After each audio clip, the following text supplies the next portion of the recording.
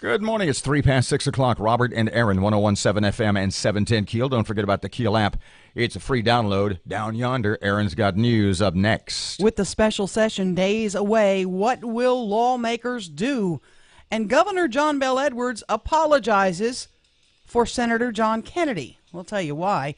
And what are people saying about that Cross Bayou project? Oh, wait till I tell you what people are saying about that Cross Bayou project. We have phase one of questions. Plus, we're going to talk a little gun control, or maybe a lot of gun control, because, well, I'll tell you about that in a second or two, and you're waving frantically. What if I told you a local restaurant is a James Beard nominee? I saw that.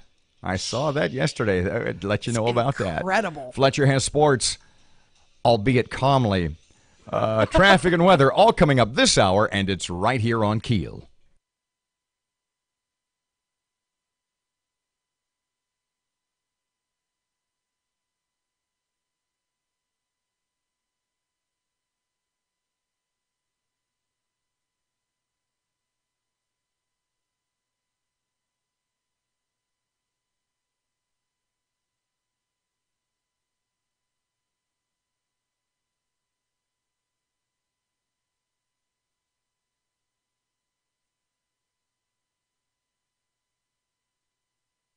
KEEL News now.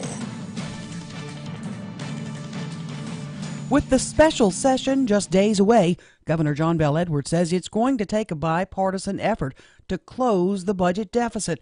While the governor did place the blame on the Republican-controlled legislature, he did say he expects compromise and results.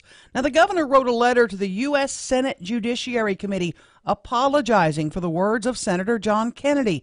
Kennedy, during a hearing, stated that Louisiana's criminal justice reform efforts were a disaster.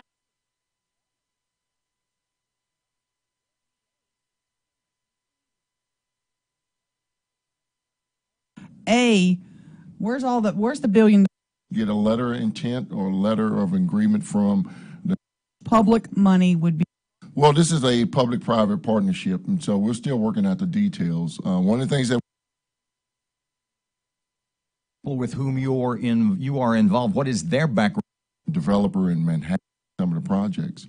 We have Larry English, Darren Joseph, as well as with House Builder. It's called Gateway Downtown Consortium.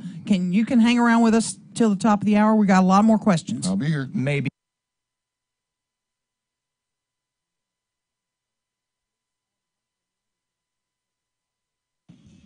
Robert J. Wright and Erin McCarty, 101.7. Paul Pratt is here, sort of not a misnomer for the name of the project is, because I'm going to stop calling it Ollie Dome 2.0 because that's not fair. Well, we can say GDC or House Builder. The name of the project is, because I'm going to stop calling it Ollie Dome 2.0 because that's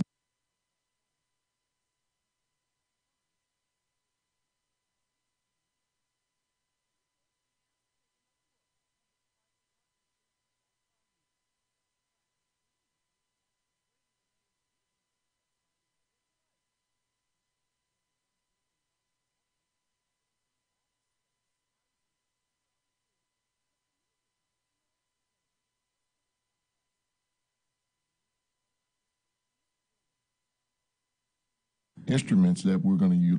Any other employees that want to relocate so that we can have a GDC or a Gateway Development Consortium. okay. If you guys aren't familiar with the story, and I guess it kind of broke yesterday, you are at the vanguard of what is projected to be $1 billion Over a 10-year period. to develop the Cross Bayou area, downtown. Correct me. I'm saying something that you will correct. So as soon as I get to the correct point, jump in. But right now, you're all... This is correct us doing what the corporate realty people wanted to do with Cross Bayou. This is basically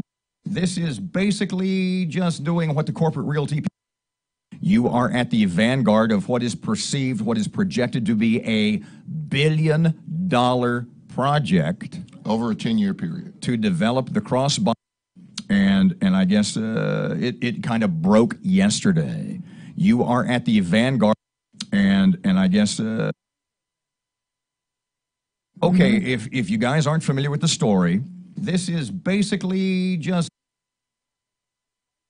consortium. This is basically just doing what the corporate realty people wanted to do with Cross Bayou on steroids with the arena. Steroids, Is that right? Is that wrong? It really is, but we. Yeah, bond issue we passed in like '98. Jazz Properties, that's big boy. Oh, yeah. They're not in this for a living. Bayou.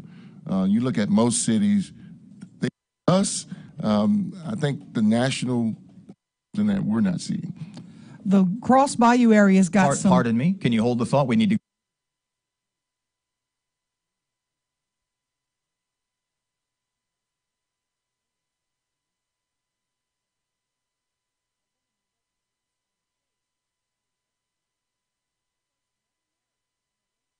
Be Jesus and had permission from God to speed. It happened in Kentucky. She was pulled over by a trooper. I'm Erin McCarty on 101.7 FM and 710 KEEL.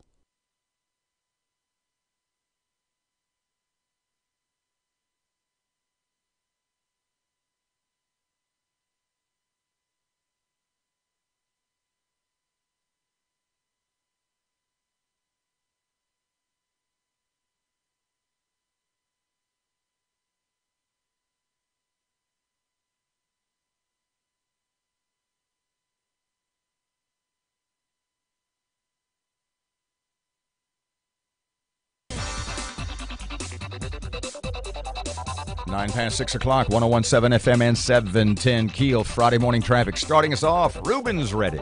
It is once again the best time of day to get from A to B because everything is all clear for your early morning drive to work or school. But look out later on this morning for some traffic delays on Uri Drive and Southfield Road. If you have anything to report to us, please give us a call at our Planet Fitness traffic hotline. That's 687-ROAD. Your AccuWeather.com forecast, it'll turn cooler today with clouds and a touch of rain. Temperatures will start in the upper 60s and then fall into the middle 50s. Clouds and a shower with middle 40s tonight. With your AccuWeather.com forecast, I'm meteorologist Maggie Johnson. People make your business work.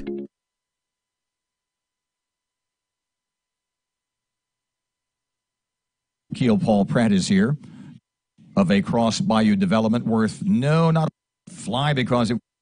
To buy a house in your where are we in terms of the scrapyard and the environmental issues? That's a big concern. We have someone on our team, and I haven't mentioned him yet because we don't have our MOU signed, who specializes in. We have someone on our team, and I haven't mentioned. In favor, would you support it? I would say this. You get out there and sell it, and the people go to the polls and vote for it. And then it would be like, you guys voted for it. You're talking about a bond issue. Yeah, for a bond. Cardi, that would be awesome. Mr. Paul, thank you very much. The city council and the. Okay. It just seems to be you get better.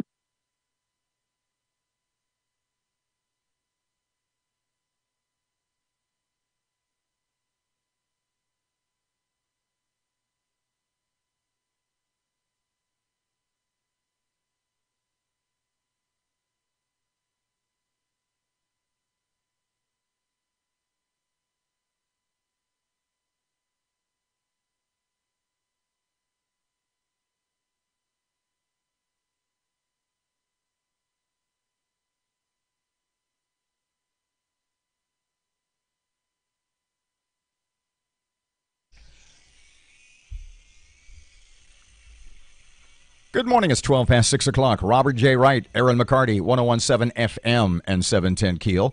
As always, download the KEEL app for heaven's sake. It's a free download presented by Office Furniture Source.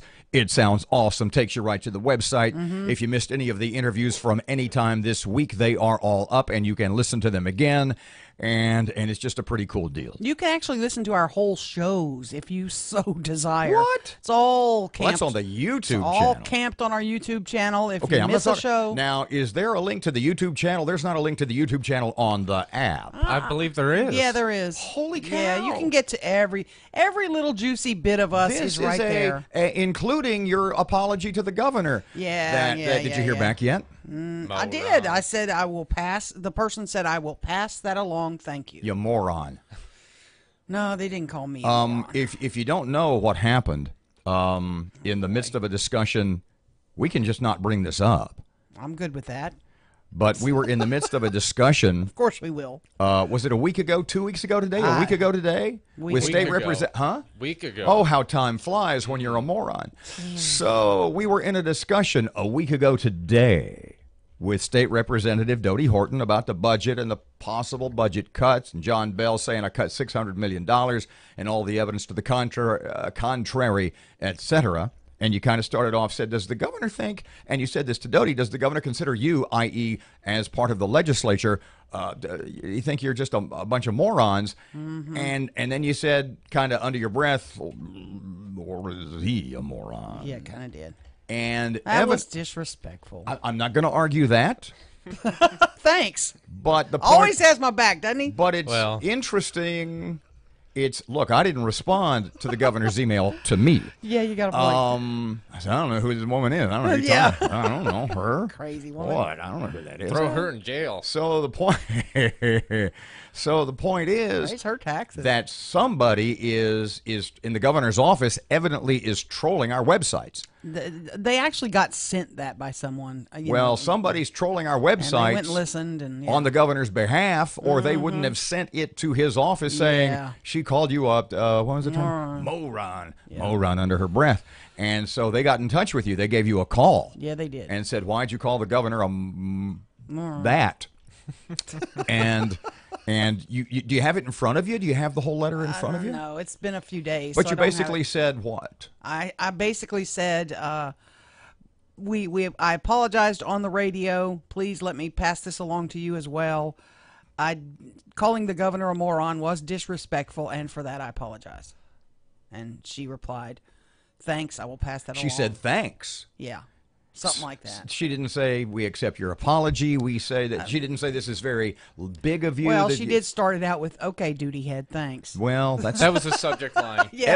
evidently official stationery. Yeah. So who's been watching the Winter Olympics? Me. What did you watch last night? Nathan Chen fall on his butt. I don't know what. Oh, that's so sad. So sad. To He's be the honest- 18-year-old that was supposed to win. He's the American, and oh my gosh, he fell on his What sport are we talking about? ice skating. Okay. In the men's short program. He imagine, I know you can imagine this. He's been training for 4 years or longer.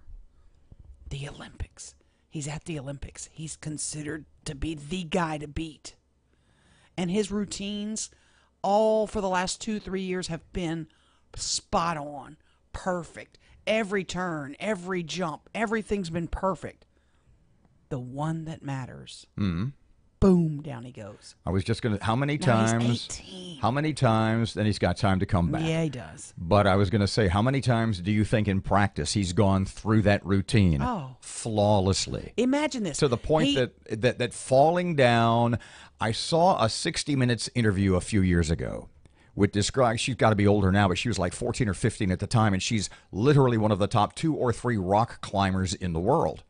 And I mean, she's the one that goes up these walls. I mean, outdoors, not the ones at the gym. And those folks look like monkeys. She's hanging by her fingers Yes. like 1,000 feet above the ground. It's crazy. And it's the most terrifying. If you, how do you even talk yourself into doing that? And the interviewer says, "Well, what if you fall? Does that ever enter your?" And she looks at him like, "It never crosses my mind. Yeah. I can't possibly. It never enters my mind that that the possibility of me falling. It's like you walking down the street. It never crosses your mind." Yeah. Nathan never, he not only did he fall, he never landed one of his critical moves. He never landed one of them successfully. And they were yet- all screwed up. And yet, he's done it 1,000 times, and it never. It unraveled from jump. You know what I found out this winter? You know what I've learned about this Winter Olympics, in this Winter Olympics? That Shaun White is the creepiest guy of all time. Yeah. And we don't But need his to, half pipe was it's, just incredible. That's boy, is there a joke there? Don't do it. The point being that, I mean, you thought that the flying tomato was the worst thing you could call him? Yeah. Oh, no. Now, I was also watching the biathlon, which is, if you don't know, it's like 20 kilometers of cross-country skiing. And then you stop. and shoot targets. Yeah. And if you miss one, There's a penalty. You take a penalty lap. Mm-hmm. And I got to thinking about that and how, and it's obviously we're not very good at that. Yeah. It's usually the Scandinavian countries Right, and yeah. guys that they sent to the gulag in Russia. But I was thinking, what could we do as Americans to do better at the biathlon? Mm-hmm. And my first thought was eliminate cross-country skis and replace them with four-wheelers. We'd get that. And then just give the competitors some beer. Yeah. And I'm thinking, now we're talking. Yeah. Now we're talking a Southern sport at which we could gold medal. Muddy Bottoms would be the Olympic training center for all of the country. I thought the same thing about the skeleton. I thought if that was mud, we could kick this event's butt. I'm telling you, there are so many sports, so many events in the Winter Olympics with just a small tweak or two could be dominated by the Deep South. I'm going to write that. Redneck Olympics. How I'd change them. 19 past 6 o'clock, 101.7 FM, 710 Keel. We need to talk on a serious note. We need to talk about a $1 billion possible project, a possible $1 billion project for the Cross Bayou area downtown. Yeah. Gun control. You're waving your hand, right? If you missed our interview yesterday with Paul Pratt. Going to rerun that? Yes. Just after 7 o'clock. Yeah, you want to hear that, so be sure you're sticking around for that. If building, what was it, 100 million, 300 million, the original idea. 100 million. That everybody turned down, that the city council turned down, if that originally was a bad idea, why is a $1 billion one a good idea? He talks about that. 19 past 6, 101.7 FM and 710 Keel. Time for the traffic. Hey, Ruben, what you got? Everything's still running nice and smooth for your early morning drive to work or school, but look out later on this morning for some traffic delays on Hamilton Road near Barksdale Boulevard in Bossier City. If you have anything to report to us, please give us a call at our Planet Fitness traffic hotline. That's 687-ROAD. Your AccuWeather.com forecast, it'll turn cooler today with clouds and a touch of rain. Temperatures will start in the upper 60s and then fall into the middle 50s. Clouds and a shower with middle 40s tonight. With your AccuWeather.com forecast, I'm meteorologist Maggie Johnson.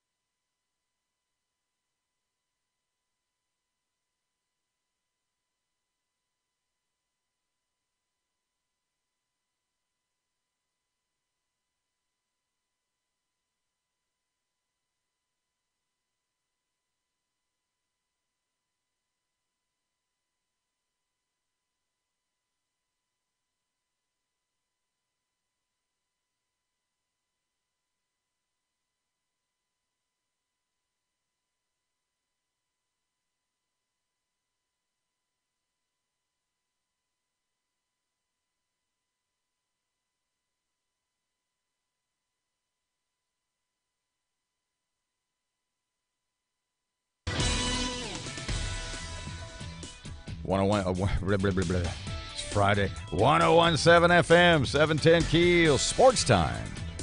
Good morning from the sports desk of 1130 The Tiger. This is Tim Fletcher. It was a mostly productive night for our local girls high school basketball squads opening up the state basketball tournament. Southwood clobbered Live Oak 58-21. Ouachita bounced Airline out of the bracket, though, early 51-29. Captain Shreve more than doubled up Pineville 70-32. Natchitoches knocked off Sanama. Parkway was ousted 66-36 by Ponchatoula. In Class 4A, Benton absolutely clobbered Carver 60-17. BTW with a 61-43 win over West Washita. Bossier advances with a 56-27 win. Minden knocked off Franklin then 70-43. North Caddo was a big winner in Class 2A. So was Manny with a 2-point win over East Beauregard. Red River 101, Ville Platte 47. Mansfield was a winner, and Logansport advances as well. Louisiana Tech forced UAB into 17 turnovers, 6 blocked Blazer shots, and nabbed 9 steals in a pivotal 73-60 win in the Thomas Assembly Center Thursday night. They've now won 16 games this year.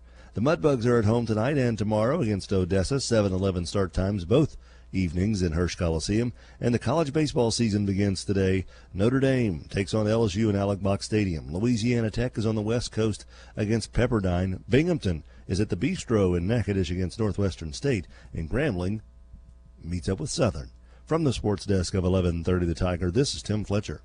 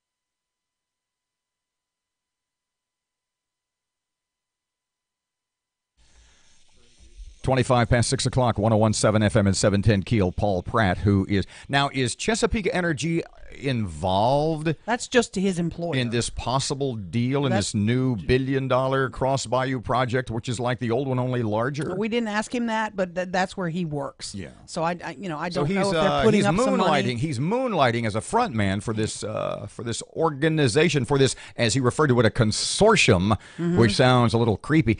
We have a consortium. Let's call it a group. Right. It's a group that's trying to put together. Paul Pratt's got his tentacles in a lot of things. What, not necessarily Chesapeake, just Paul Pratt. What to you was the most interesting part of the interview? For me, I'm gonna be honest with you, because I'm in favor of let the people vote.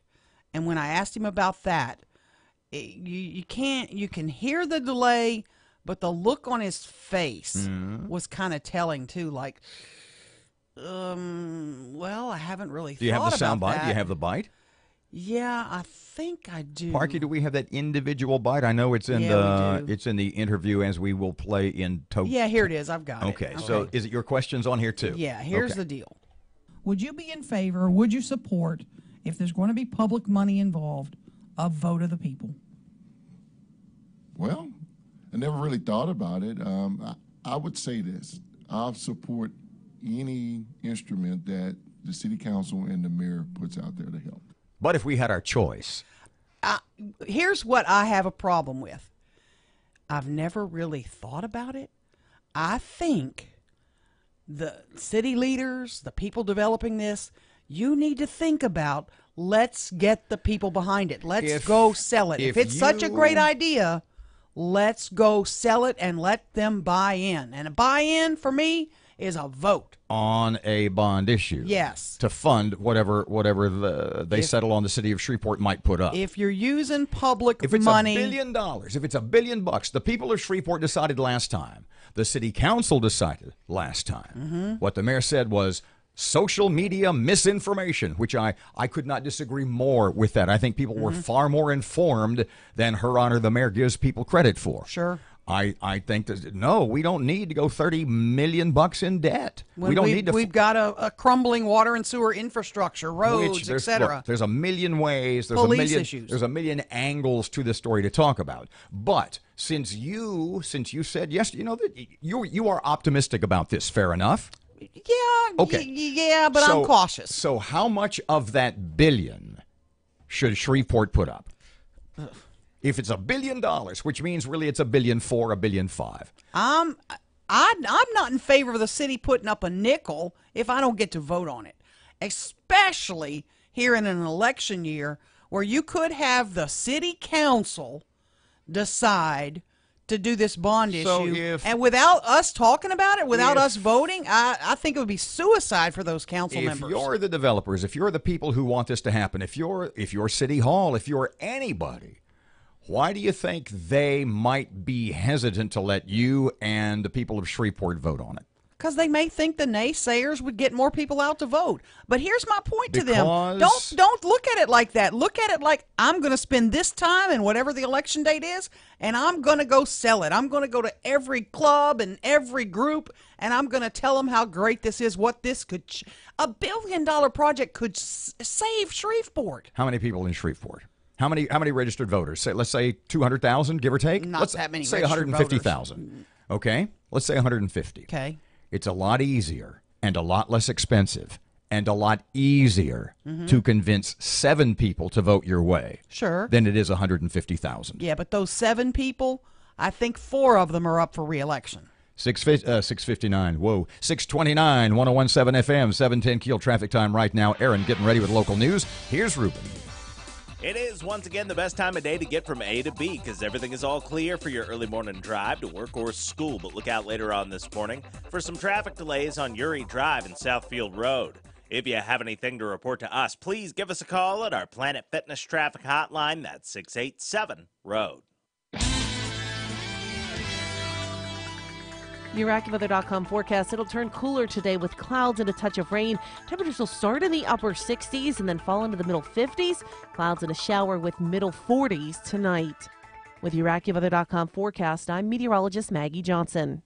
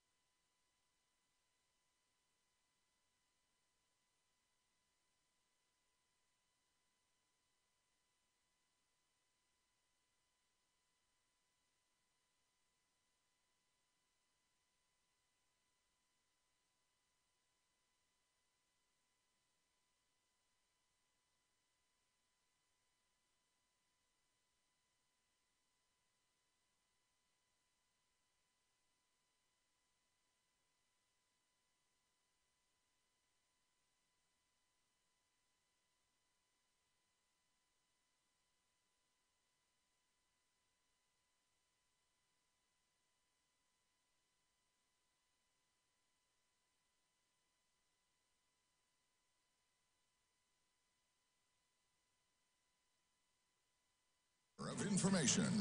KEEL News now. The nation's still reeling about the mass shooting at a Florida high school. Bossier Superintendent Scott Smith describes what happens here during an active shooting procedure. There is a signal that is giving over the intercom, and the kids and the teachers immediately move into any classroom that's closest by. And they bring all the kids in. The teachers make sure everyone's out of the hallway, and then they lock the doors down. We asked Gun Talk show host Tom Gresham if the background checks could be better. Well, we can always do better on the background checks. The NRA has been working on that. The National Sports Foundation has been working on that. We've been trying to get the background checks cleared up so that people get reported. In many cases, people aren't reported. Look, nobody, no gun owner wants people who shouldn't have guns to have guns. The 19-year-old former student who confessed to the deadly shooting was only in the building for 6 minutes. Shreveport is being asked to re-examine a public-private partnership to develop the Cross Bayou area. Paul Pratt is leading that charge. It would be a $1 billion development in the downtown area. I had this question for Pratt. Would you be in favor, would you support, if there's going to be public money involved, a vote of the people? Well, I never really thought about it. I would say this. I'll support any instrument that the city council and the mayor puts out there to help. The development would include office space, housing, a charter school, and a familiar touch from the last proposal, a sports complex. Shreveport police believe they've arrested the man who's been preying on women, robbing them and beating them with a baseball bat. Mario Roberts has been arrested after a brief chase with police. Roberts was found to be in possession of several stolen items linked to the recent string of vicious attacks. The governor apologizes for the senator's words. Matt Parker explains. Governor John Bel Edwards wrote a letter to the U.S. Senate Judiciary Committee to apologize for the words of Senator John Kennedy. Kennedy, in a hearing, stated that Louisiana's criminal justice reform efforts were a disaster and lawmakers did not consult with sheriffs or district attorneys before making the changes. Edwards, in his letter, apologized for what he called untruthful comments made by Senator Kennedy. Edwards says the bill was a worthwhile effort. From 101.7 FM and 710 KEEL, I'm Matt Parker. With the special session just days away, Governor John Bel Edwards says it's going to take a bipartisan effort to close the state's fiscal shortfall. While the governor did place the blame on the Republican-controlled legislature, he did say he expects compromise and results. I'm Erin McCarty on 101.7 FM and 710 KEEL. First United Methodist.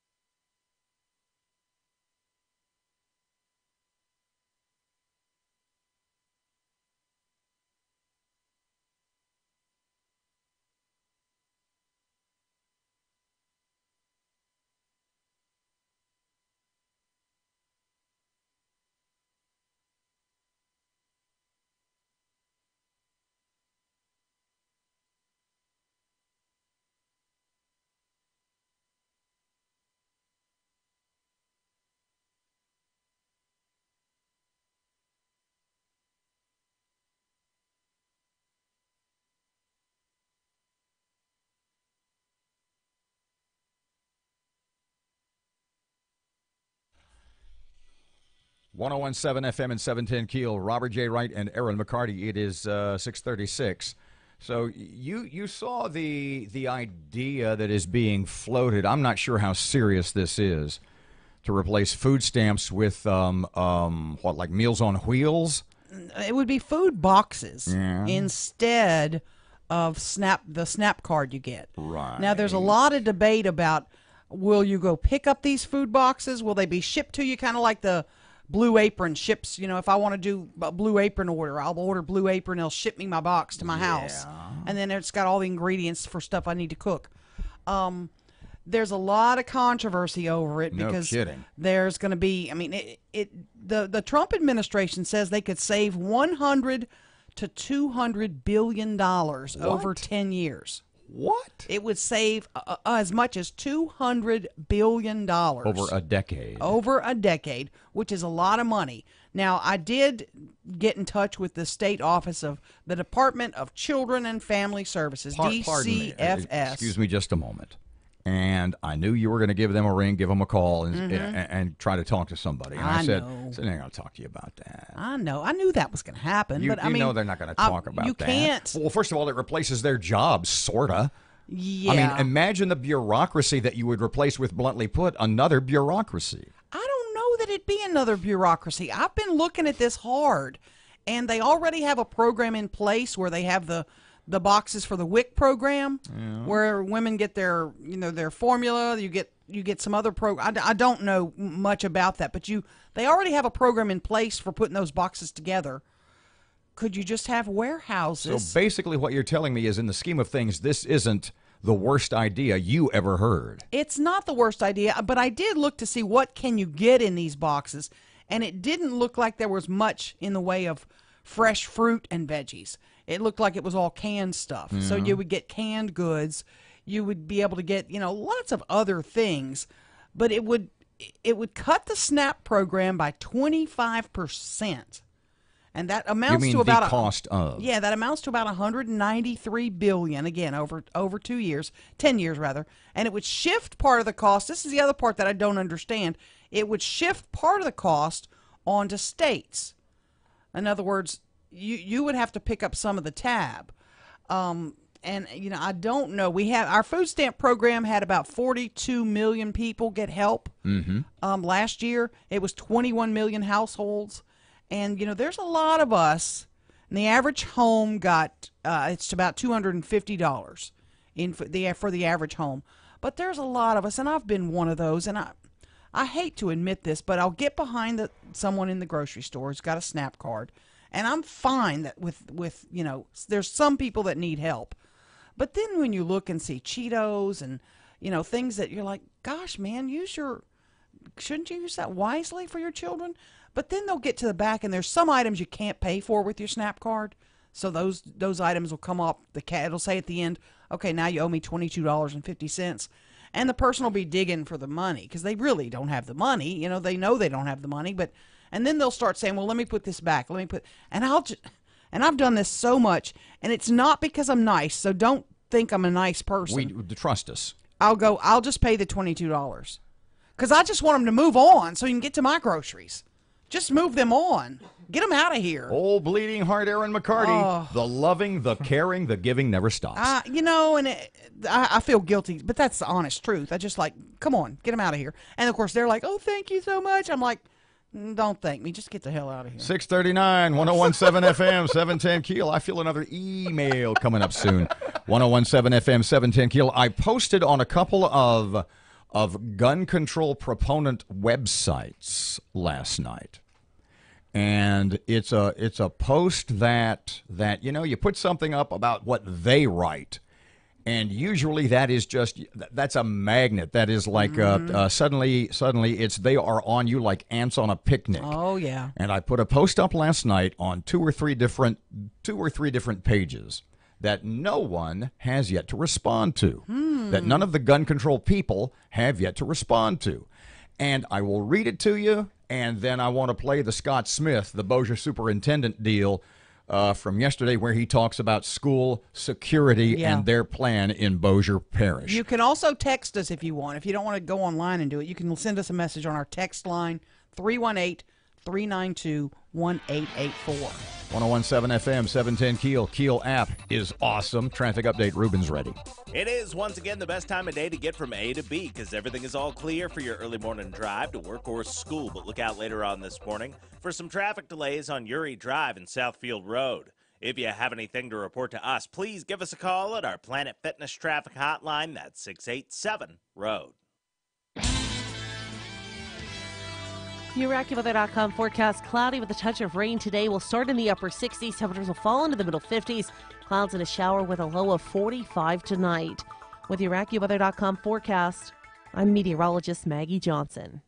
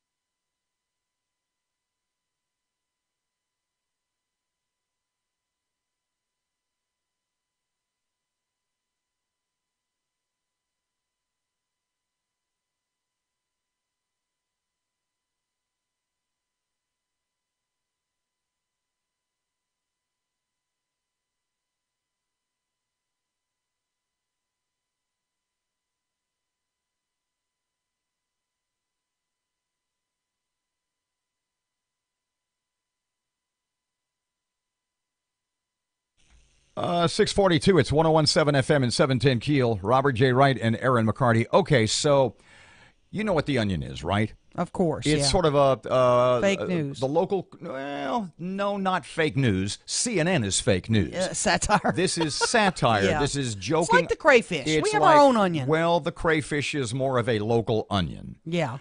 And the headline they put up yesterday was really, no matter how you come down on the no matter how you come down on the gun control debate, this is an awesome headline. Mm-hmm. No way to prevent this. Talking about the Florida shooting. Right. No way to prevent this, says the only nation where this regularly happens. And I thought about that, and, well, first of all, the USA is not the only nation where this happens. Yeah. But I'm not going to address that right now. Mm-hmm. Here is what I wrote. Here is the post I put up. And believe me, if you've been on social media at all the last 36 hours, the arguments about gun control and solutions, etc., are not only a mile long, they are extremely heated, etc. So here's what I wrote on a couple of sites. In fact, 3. And I just want you to respond, please. Parky, you too. I wrote, as a strong Second Amendment proponent, as you know that I am, as a Second Amendment proponent who was struck by the power and simplicity of that headline, ... Various sources say there are between 1.5 and 4 million, and it depends on, believe me, if you Google number of AR-15s in USA, you get 1 million different sites with 1 million different estimates. Mm-hmm. Various sources say there are between 1.5 and 4 million AR-15s or AR-15 type weapons in the USA. As I examine the possibility of reinstituting the ban on those kinds of weapons that expired in 2004, I have a couple of questions. Number 1, how does the government get those currently legal weapons from their owners? And 2, does anybody get to keep theirs? And if so, what are the criteria? So let's examine question number 1. Let's ban AR-15s. That's what everybody's calling for, right? I mean, and sensible people, those have got it. We can't let those guns, they need to be gone. Right. Okay, so question number 1. How does the government get those currently legal weapons from their owners? Anyone?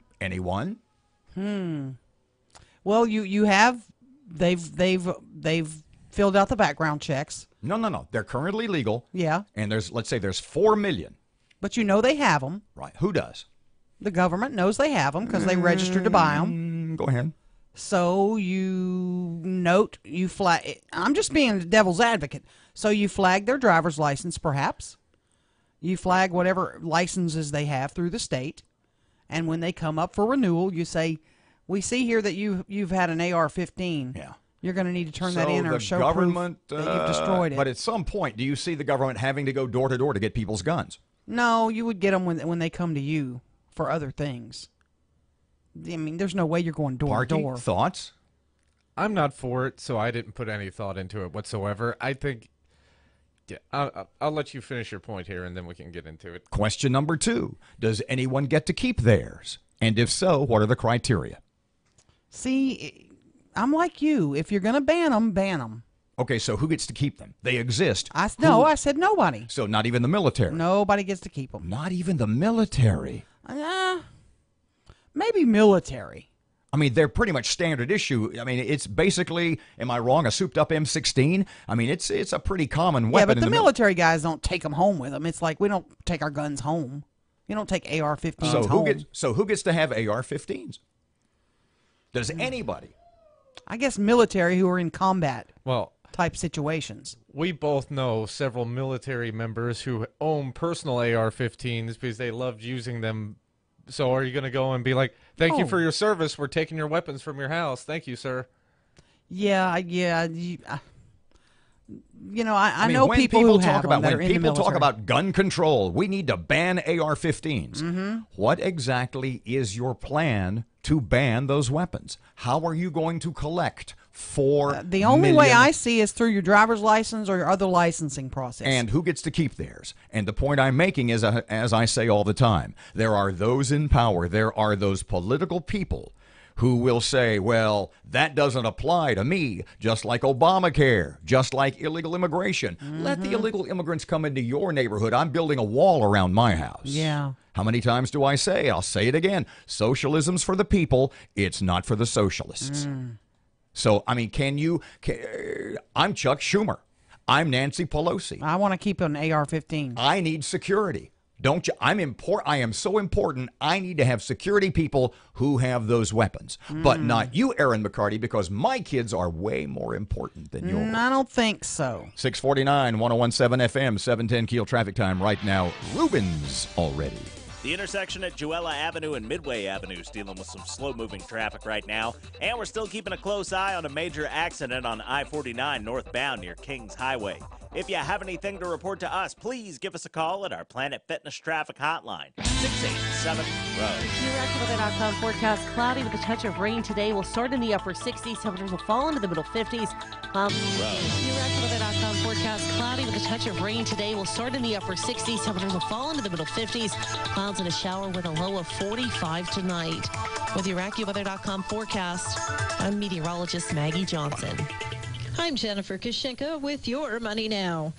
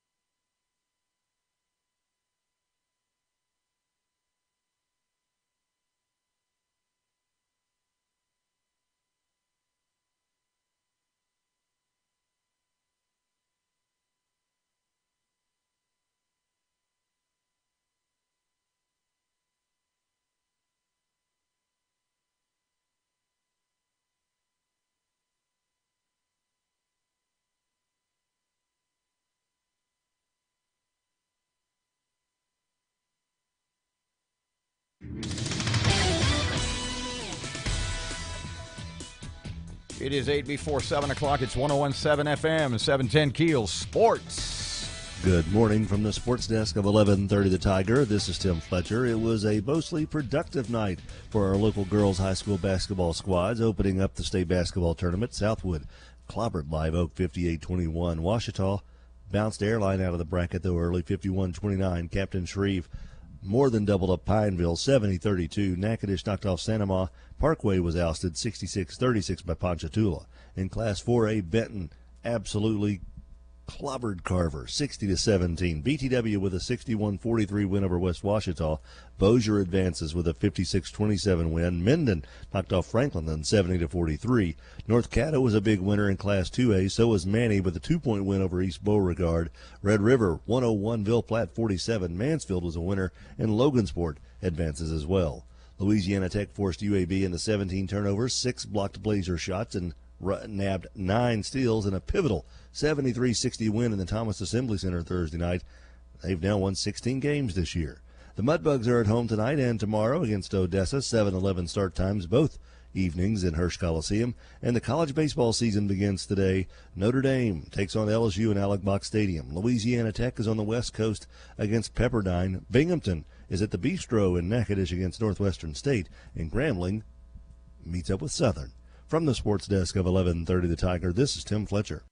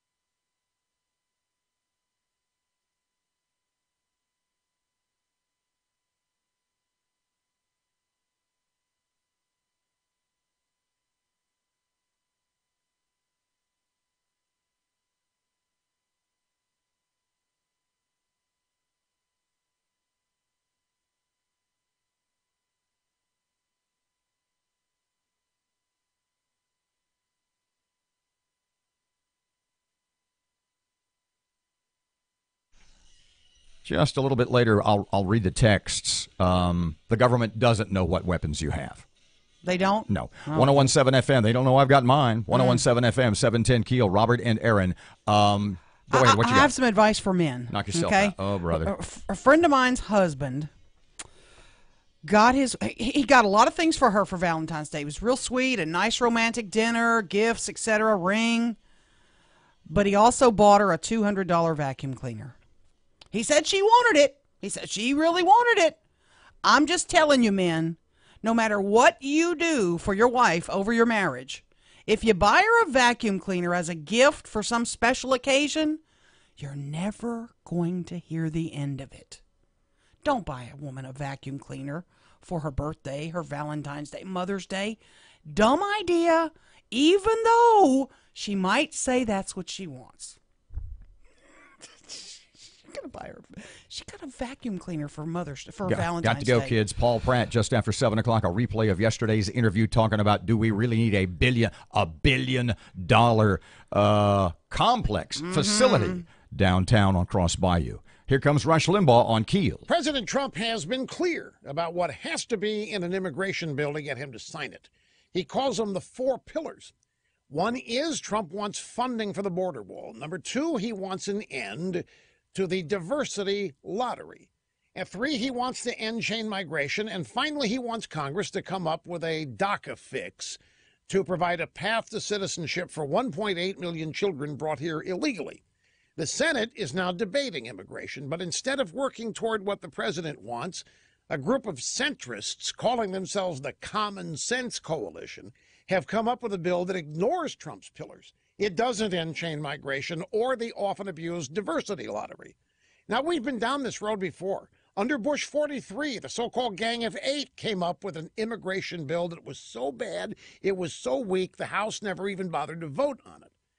Polling data shows 70% of Americans want immigration fixed. Polls taken right after the State of the Union address revealed overwhelming support for Trump's approach. But if Senate centrists and liberals stay on this path to failure, there will not be an immigration bill or a DACA fix. And they'll deserve all the blame that can be heaped on them for failing America once again.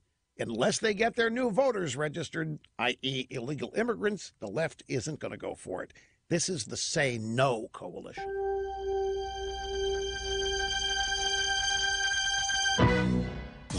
1017 FM and 710 KEEL, the place to get in-depth coverage of the stories that matter. This is Dr. Frank Welch from the Louisiana Department of Health Immunization Program. Shreveport is really lucky to have Robert and Erin talking about the importance of flu prevention and getting that flu vaccine. We are KEEL. 1017 FM and 710 KEEL. The intersection at Juella Avenue and Midway Avenue is dealing with some slow-moving traffic right now. And we're still keeping a close eye on a major accident on I-49 northbound near Kings Highway. If you have anything to report to us, please give us a call at our Planet Fitness Traffic Hotline, 687-ROAD.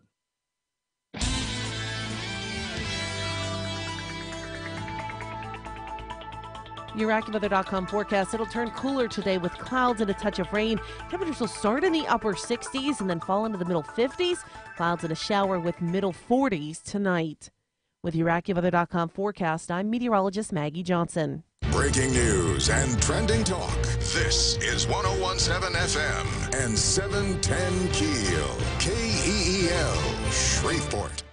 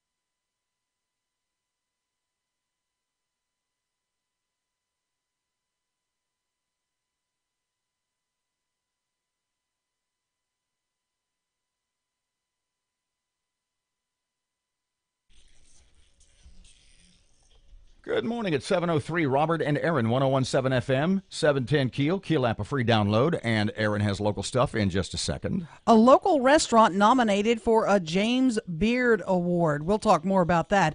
Also, more coming up about that Cross Bayou project.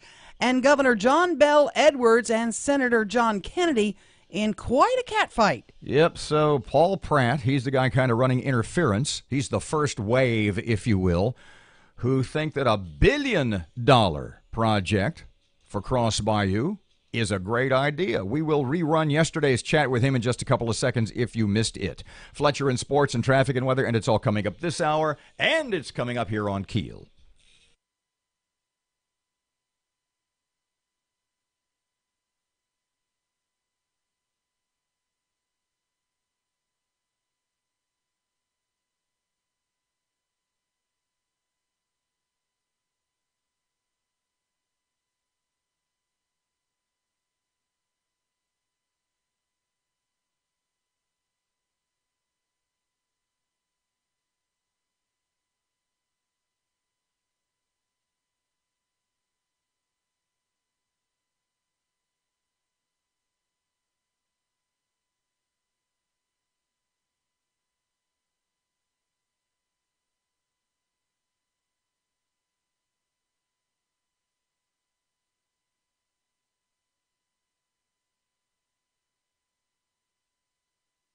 About $226 million more than last year due to the new tax law.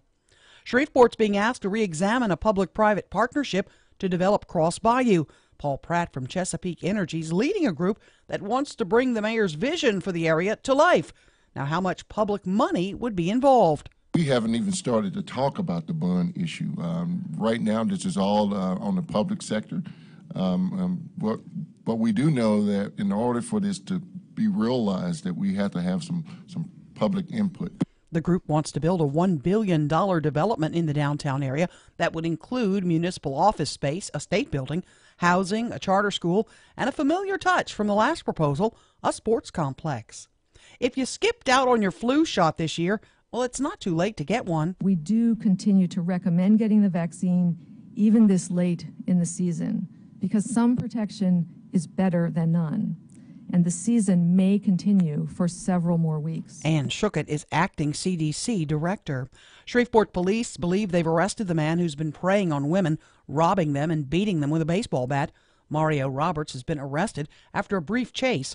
Roberts was found to be in possession of several stolen items linked to the recent string of vicious attacks. With the special session just days away, Governor John Bell Edwards says it's going to take a bipartisan effort to close the fiscal shortfall. While the governor did place the blame on the Republican-controlled legislature, he did say he expects compromise and results. Has Louisiana been giving out hush money to cover sexual harassment accusations? Matt Parker takes a look. New documents show that the state has paid out at least $3.9 million since 2004 to state employees alleging sexual misconduct, harassment, gender discrimination, and similar violations. Many believe the amount is much higher than $3.9 million, as the documents only cover payments made by the Office of Risk Management. The payment list does not include payouts made directly by state agencies or universities. From 101.7 FM and 710 KEEL, I'm Matt Parker. Florida authorities say the 19-year-old former student who confessed to a deadly high school shooting that left 17 people dead was only in the building for 6 minutes. That's according to a timeline released by authorities that traced the brief time period when Nicholas Cruz allegedly roamed the halls of the school. Now, Bossier School Superintendent Scott Smith talks about what Bossier schools have to keep youngsters safe. We also have school resource officers in every single one of our schools. And they are highly trained. They're trained every year through the Sheriff's Department, through the training that they provide in helping to prevent and to deal with any kind of shooting that may occur. Gun Talk Show host Tom Gresham talks about arming teachers. We have more than half a dozen states that have armed teachers, and you probably didn't even know about it. Why? Because there are no issues. There are no problems. Kids do not get these guns. It does not happen. So, I mean, where's the problem? We already have this happening. The track record is strong on it. Lucky Palace in Bossier announced as a James Beard Foundation semifinalist. The foundation recognizes chefs and restaurants who exceed expectations and deliver high-quality food and service. Lucky Palace is being recognized by the group for having an outstanding wine program. The finalists for the awards will be announced March 14th. I'm Erin McCarty on 101.7 FM and 710 KEEL.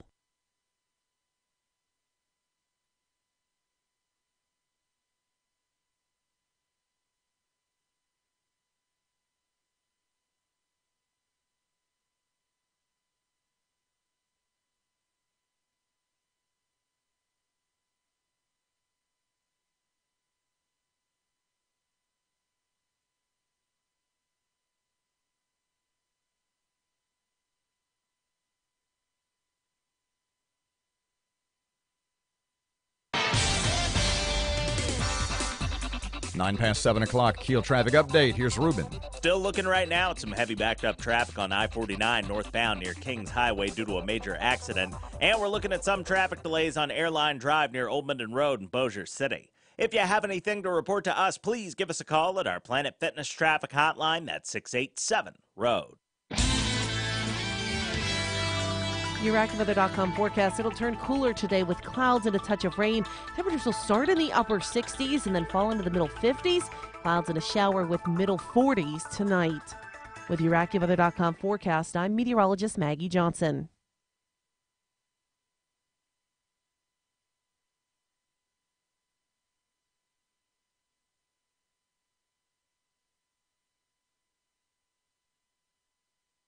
Well, this is a public-private partnership, and so we're still working out the details. One of the things that we have to do is get a letter of intent or a letter.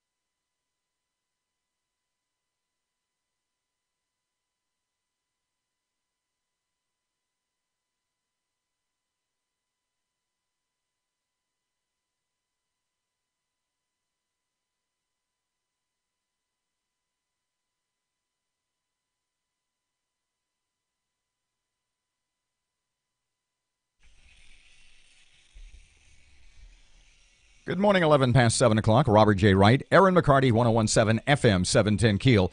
So tell me a little about Paul. Tell me a little about Paul Pratt. We had him in yesterday to talk about this new $1 billion cross bayou idea. Paul Pratt's been involved in so many things in our community.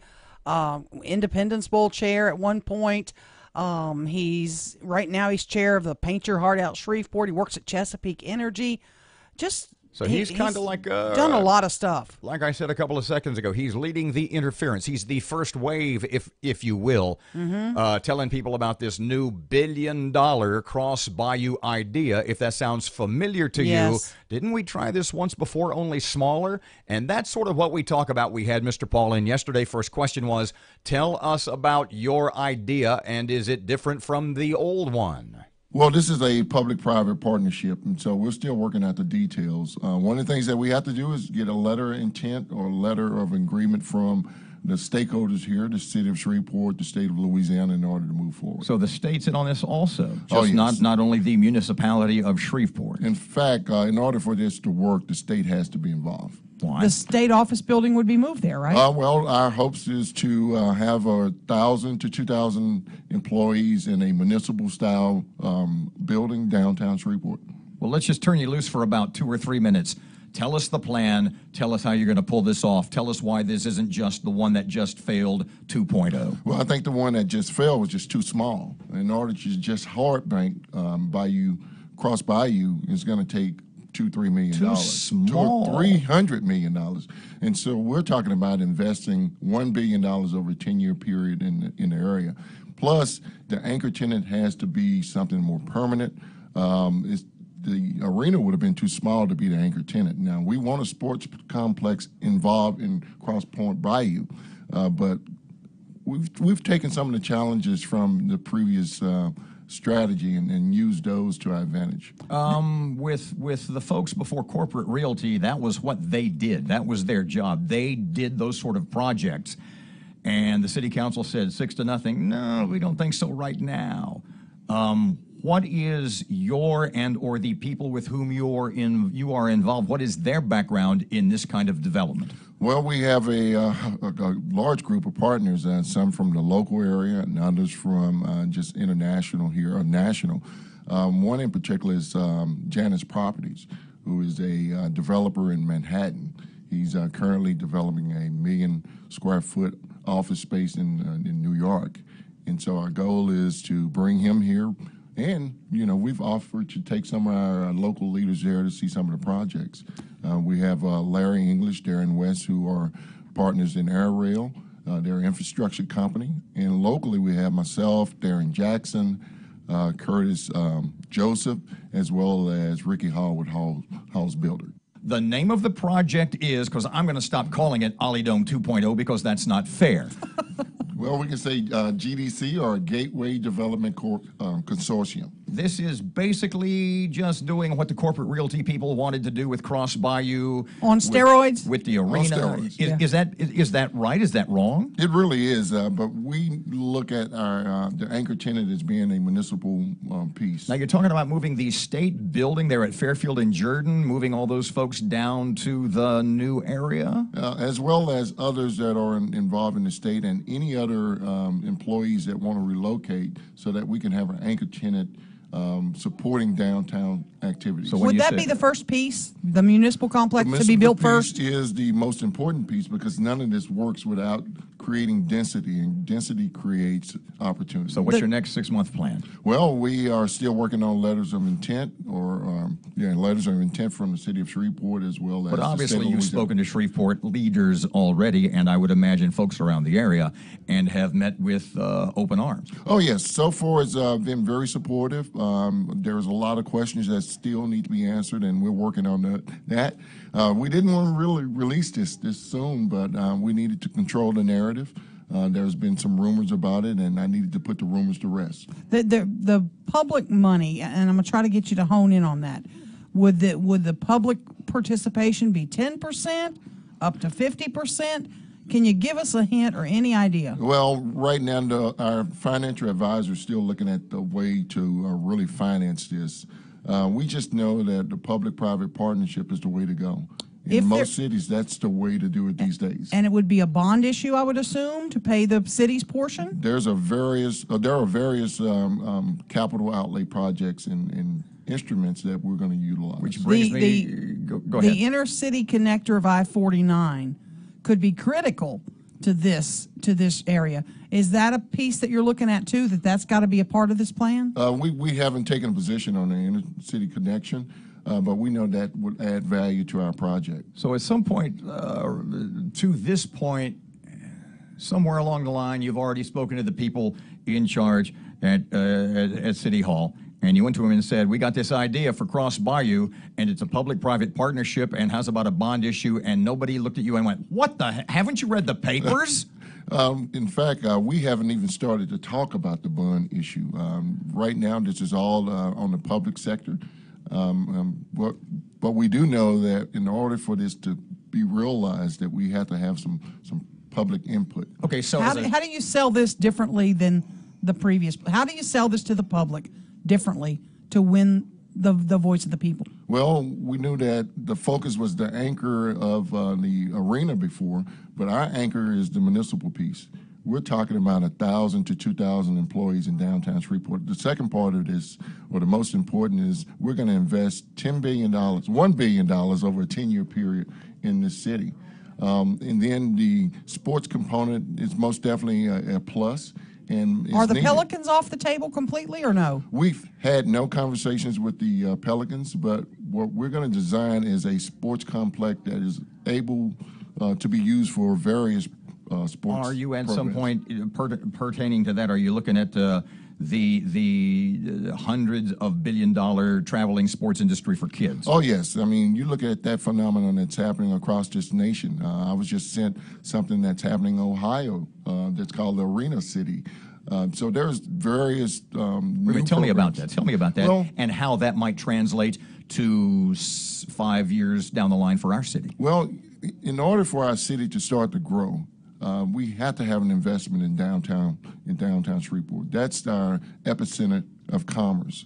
And so you look at other cities, they've put sports complex in, they've had new anchor tenants. What we don't want to do is try to create more office space. I think we have enough office space available in downtown Shreveport.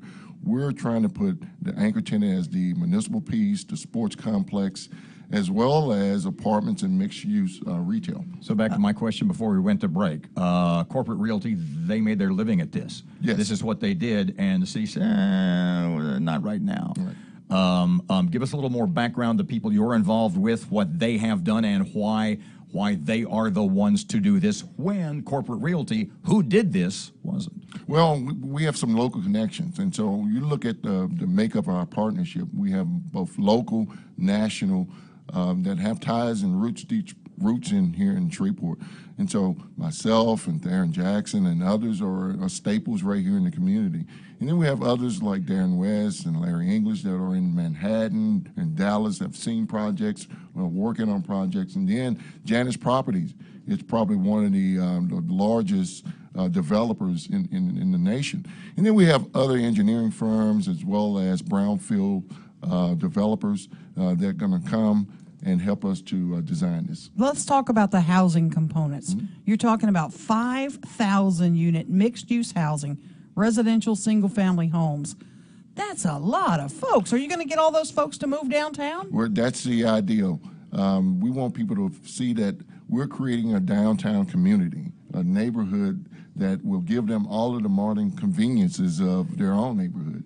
And so the intention is to bring people where they work, they play, they live, and they have fun. And so 5,000 is a very conservative number. Are these apartments? Is this a high-rise condo? This is going to be condos, apartments. But once we go to the better height piece, that's going to be single and multifamily homes. How many people might be displaced from that? Any idea? How many? How would that work? Well, I mean, we're still working on those numbers. Janus Properties, a real estate developer from New York City. That's correct. Tell me what Janus Properties, a real estate developer in New York City, looks at Shreveport and sees and goes, man, we make some money there. Well, they see the value that I think we've been missing.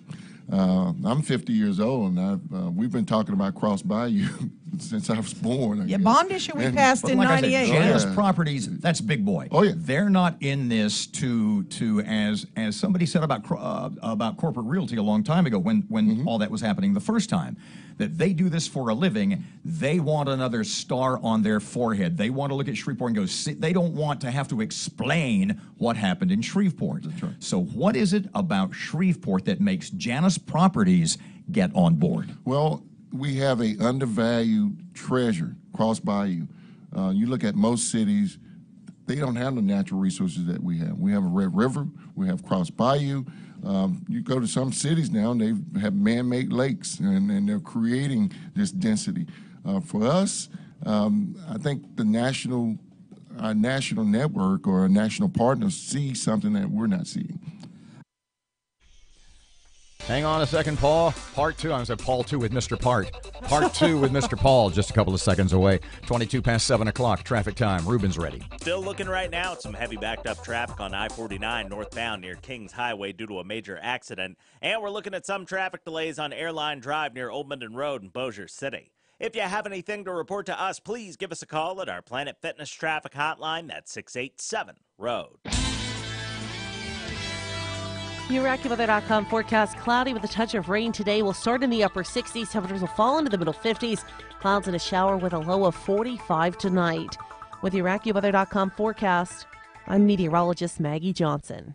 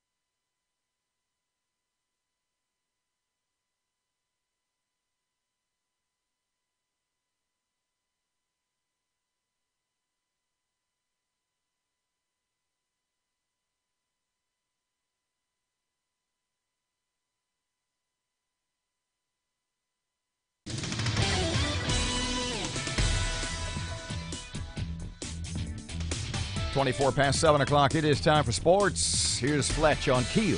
Good morning from the sports desk of 1130 The Tiger. This is Tim Fletcher. It was a mostly productive night for our local girls high school basketball squads, opening up the state basketball tournament. Southwood clobbered Live Oak 58-21. Ouachita bounced Airline out of the bracket, though, early 51-29. Captain Shreve more than doubled up Pineville 70-32. Natchitoches knocked off Sanama. Parkway was ousted 66-36 by Ponchatoula. In Class 4A, Benton absolutely clobbered Carver 60-17. BTW with a 61-43 win over West Ouachita. Bossier advances with a 56-27 win. Minden knocked off Franklin 70-43. North Caddo was a big winner in Class 2A. So was Manny with a 2-point win over East Beauregard. Red River 101, Ville Platte 47. Mansfield was a winner, and Logansport advances as well. Louisiana Tech forced UAB into 17 turnovers, 6 blocked Blazer shots, and nabbed 9 steals in a pivotal 73-60 win in the Thomas Assembly Center Thursday night. They've now won 16 games this year.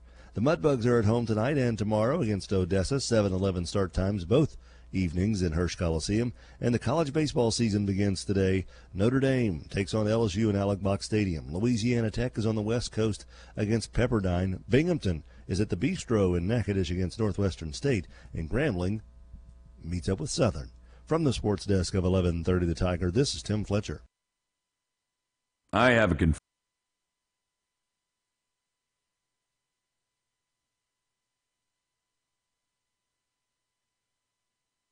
we have someone on our team, and I haven't mentioned him yet because we don't have our MOU signed, who specializes in brownfield development. And so we're going to bring someone in from New York, and they love it. We have someone on our team, and I haven't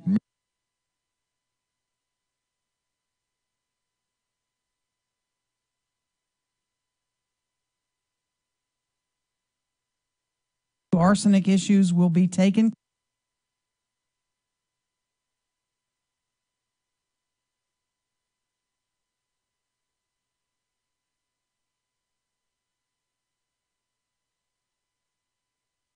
Who specializes in brownfield development. Council and the mayor puts out there to help.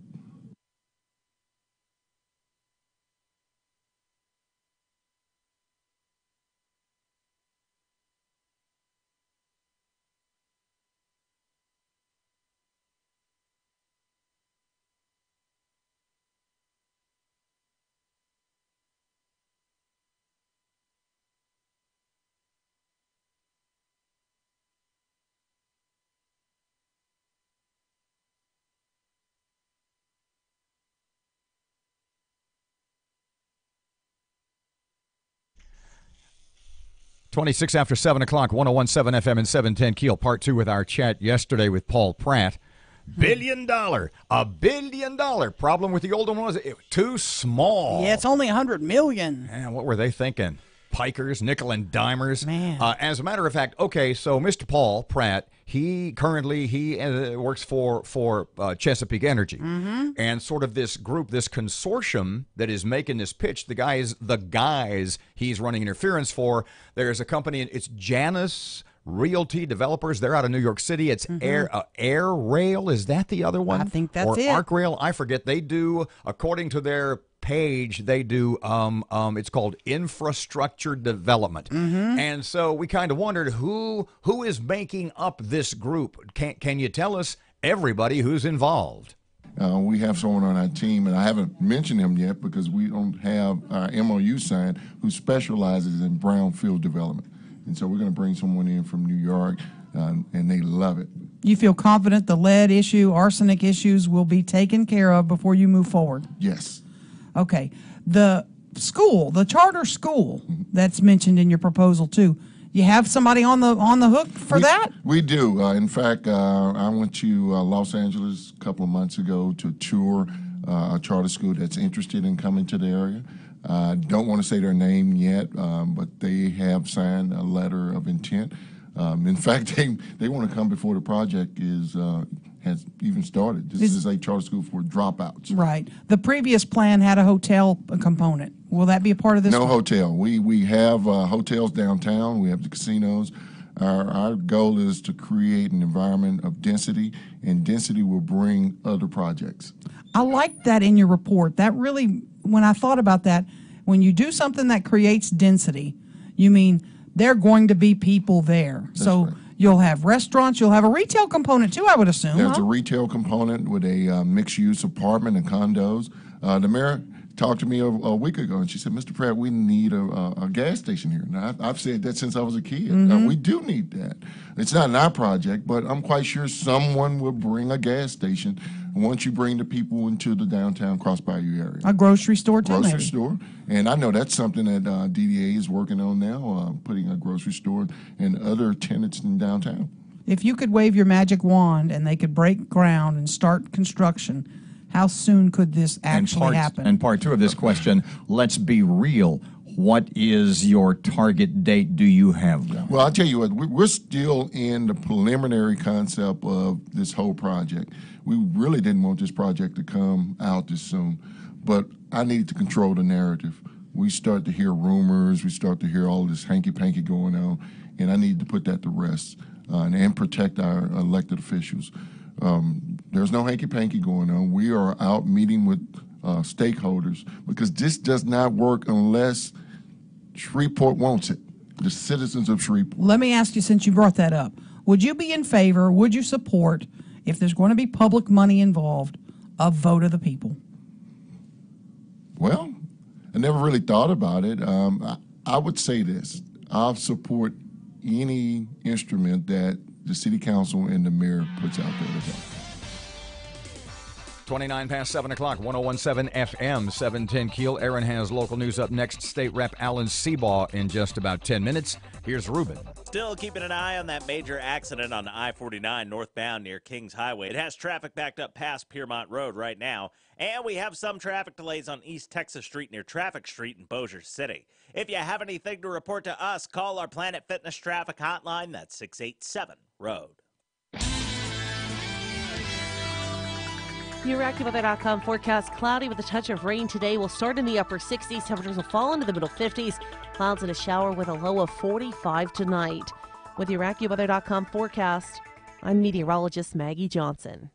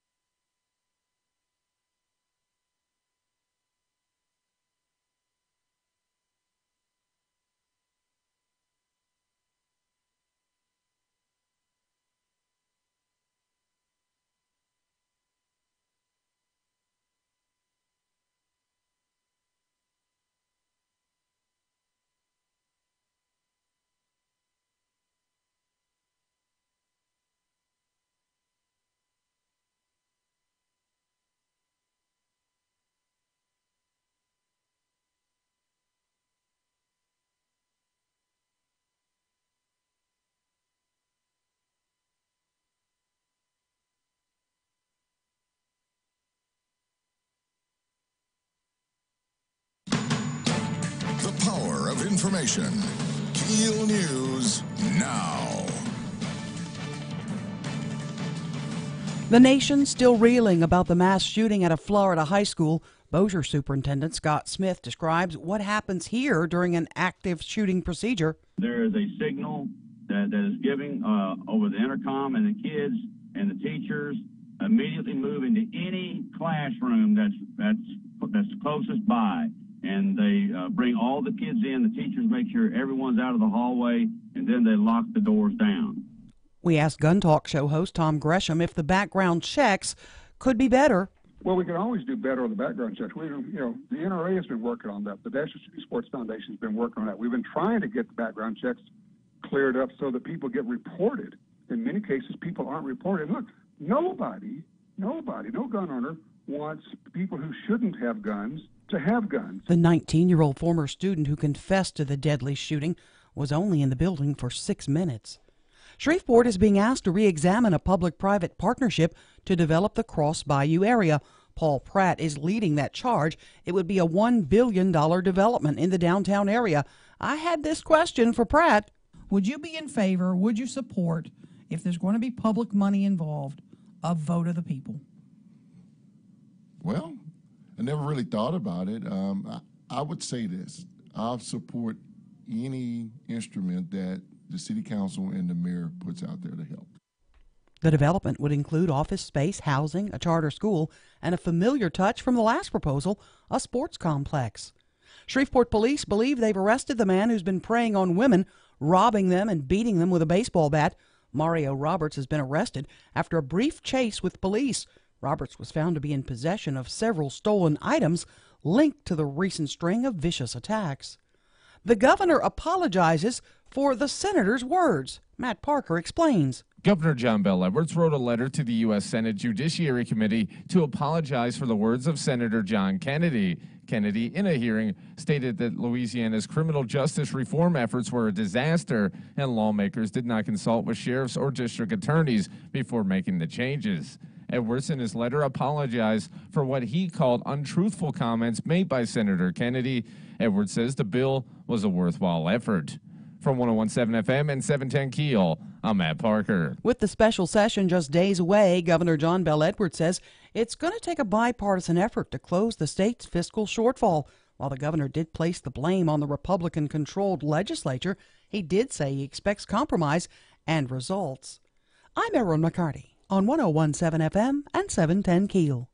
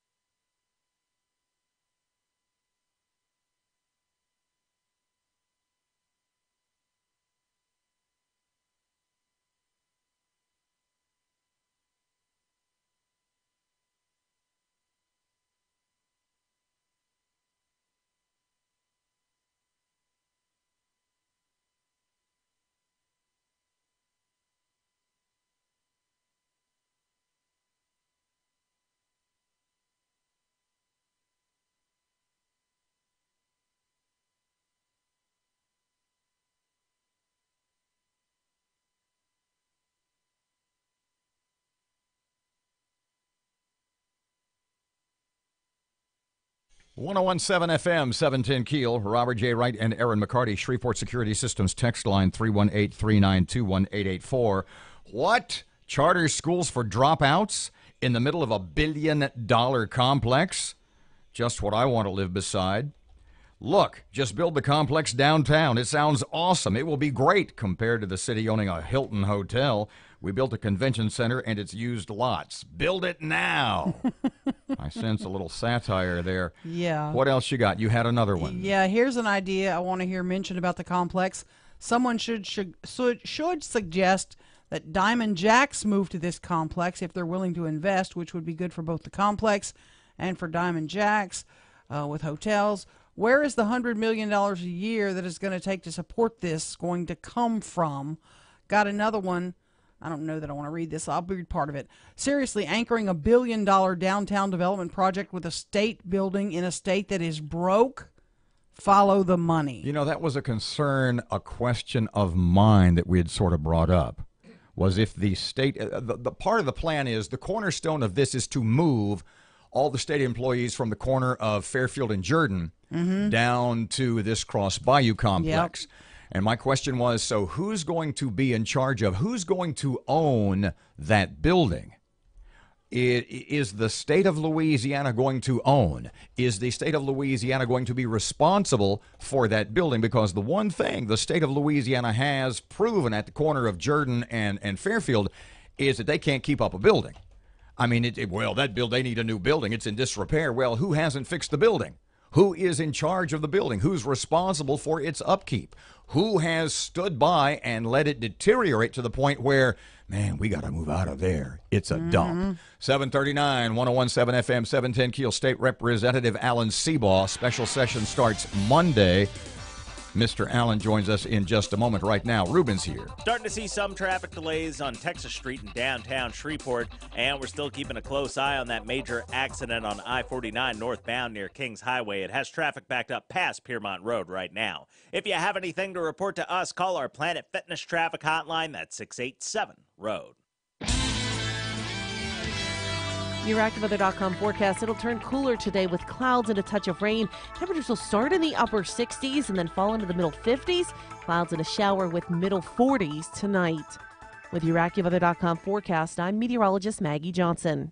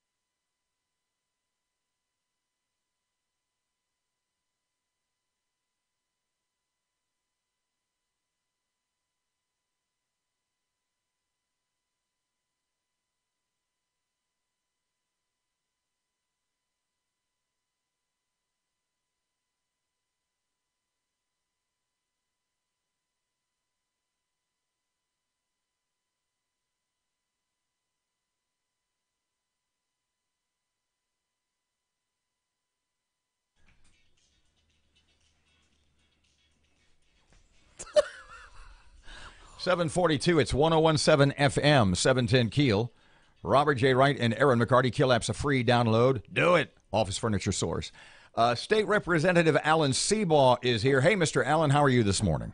I'm wonderful. How are y'all this morning? Well, here's the deal. When you headed to Baton Rouge? The governor's special session begins on Monday. You've heard the phrase. You got one leg in the grave and one leg on the banana peel. 1 foot in the grave, 1 foot on the banana peel. Is this where this session is starting, or are you more optimistic? Well, it depends on what you're asking me about optimistic for. I am not optimistic, to be honest with you, because I have been saying for years that we need to stop talking about putting our hand deeper in the pockets of the taxpayers of Louisiana, and we need to have a serious discussion about the state's spending problem.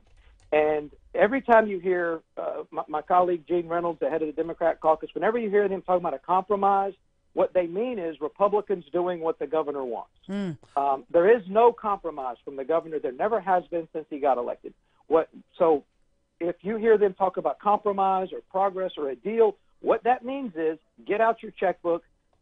There's going to be enough votes to make you pay more in taxes when it is absolutely unnecessary. This is the biggest budget Louisiana's ever had. We have more money than we have ever had as a state ever, and the governor says it's not enough. We do not have a fiscal crisis. We do not have a deficit. What we have is a governor who has a wish list bigger than the state of Louisiana can afford, and that's it. Alan, you make an interesting point that compromise means giving the governor what he wants, and yet, going back to previous sessions, in a Republican-dominated legislature, there has been compromise, i.e. the governor got what he wants, right? Yeah, that's correct. The Senate is Republican. There's more Republicans than Democrats in the Senate, but the governor controls it lock, stock, and barrel. I mean, the Senate has never passed a single bill that the governor didn't support. They support everything. He controls the Senate completely. The only independent body is the House, and the governor actually said last week that the independent House was not working out very well. I frankly think it's working out very well. Otherwise, his hand would be so deep in the pockets of the taxpayers of Louisiana, more would be running for the borders.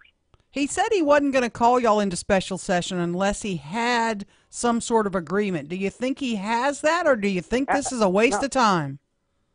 Well, somewhere in the middle. He does not have a deal. You got to keep in mind, when the governor says something, never, ever take it at face value, because he lies every time he opens his mouth. He promised for a year he would not call a special session if there wasn't a deal. I promise, as we sit here today, there is no deal. There's progress towards a deal. There's agreement on some principles, but there is no deal. So when he says, I won't call it unless there's a deal, he absolutely lied. So Just right as now, he did when he said, I will balance the budget without raising taxes as a candidate, he lied. Right now, pardon me, right now, what's the compromise? What is the potential deal that you see? Well, there's a couple of things. I mean, the governor's trying for income tax increases. I mean, he shot across the board, included just about everything except the gas tax. The compromise potentially that's being discussed right now is, the 1 penny sales tax goes away. They're talking about reinstituting a half penny, which would be $440 million, with half of that, $220 million, dedicated to funding TOPS. Democrats don't like the idea of passing a sales tax, but I think that's where the fight is, getting Democrats to pass it. Republicans don't like it, but they do like protecting TOPS. So it's one of those things that's a mixed bag. I think it's the only substantive measure that has a chance to pass. It is going to take 70 votes, and it's going to be a fight because you don't have solid support among Democrats for it, and you don't have solid support among Republicans. Question is, can you get to 2/3? But our sales tax in Louisiana among the highest in the nation, and this was going to be temporary. That's absolutely correct, and we're not among the highest. I think we are the highest. There would be a net reduction of half penny. The governor would probably take credit for that. But the bottom line is the penny goes away if we do nothing. So Robert Adler came on your show and said the governor's going to repeal it. That also is a lie. He can't repeal it. It's going away. It had a 27-month shelf life. It's run its course. It's going away at the end of June. This is a tax increase no matter how you slice or dice it. With the general fund budget at $9.4 billion or wherever it's going to be, highest it's ever been. You said highest it's ever been. I asked Dodie Horton this. I'll ask you. Does he think you guys are morons? How can we continue to grow this budget with people leaving the state, with fewer people paying taxes? I don't understand where all this growth is coming from and how we justify it. Well, you've got to keep in mind where he's coming from. He is an absolute big government, left-wing liberal, and in his mind, big government is a good thing. So what he's trying to do is tax businesses and tax people, because anybody who makes a profit, anybody who has a dollar in their pocket is somehow evil and did it at the expense of government. That's where he's coming from. And that is fundamentally wrong. If you look across the country, the states that are doing his ideas, people are leaving them in droves, including Louisiana. We're the only southern state losing population. It's because we're the only southern state with a left-wing liberal Democrat governor who tries to tax us into prosperity, and that's just absolutely never happened, and it's absurd. And so the problem is he believes that you can't have a government that is too big. Government can't have enough money. And the bottom, from my perspective, I will never vote for a penny of tax on anybody until somebody can convince me that government needs that penny more than the person who earned it does. And it's right now it's in the pocket of the business or the person who earned it. And what he's asking us to do is pull that penny away from the people who earned it and give it to government, because government really needs it. And I think that's hogwash. Let me ask you one thing off the subject, completely different. State office building there at Fairfield and Jordan, moving to a new complex in downtown. Chance of that happening if Alan Seaball were to be a guessing man? Well, I have absolutely no idea about the lease terms, and I know the condition. The building's kind of old. If you've got a better building, there's certainly something to look at. I have absolutely no idea how much they're paying or what it would cost. But right now, I think the state owns that building, and I don't know what you're talking about. Are they talking about moving to a building that they would be paying lease payments for? A municipal complex on Cross Bayou is part of that $1 billion proposal, and they're talking about the state office building could be relocated there. I know it's got to go through you guys first, huh? So yeah, that would would be problematic economically if we're in a building that the state owns right now, as opposed to moving to something you have to pay rent on. That's kind of hard to justify economically. But I haven't seen any of the numbers, and I don't know. I really can't comment on that because I don't. This is the first I've heard of it. Will you dig up some dirt for us, and when you can, we'll discuss that too. I'll see what I can find out. Thank you, Alan. Appreciate your time. Thank you. 1017 FM, 710 Keel. Robert J. Wright and Erin McCarty at 749. A quick look at traffic. Your Money Now is coming up in just a couple of seconds. Right now, here's Ruben. Starting to see some traffic delays on Texas Street in downtown Shreveport, and we're still keeping a close eye on that major accident on I-49 northbound near Kings Highway. It has traffic backed up past Piermont Road right now. If you have anything to report to us, call our Planet Fitness traffic hotline. That's 687-ROAD. Your AccuWeather.com forecast: cloudy with a touch of rain today. Will start in the upper 60s. Temperatures will fall into the middle 50s. Clouds and a shower with a low of 45 tonight. With your AccuWeather.com forecast, I'm meteorologist Maggie Johnson.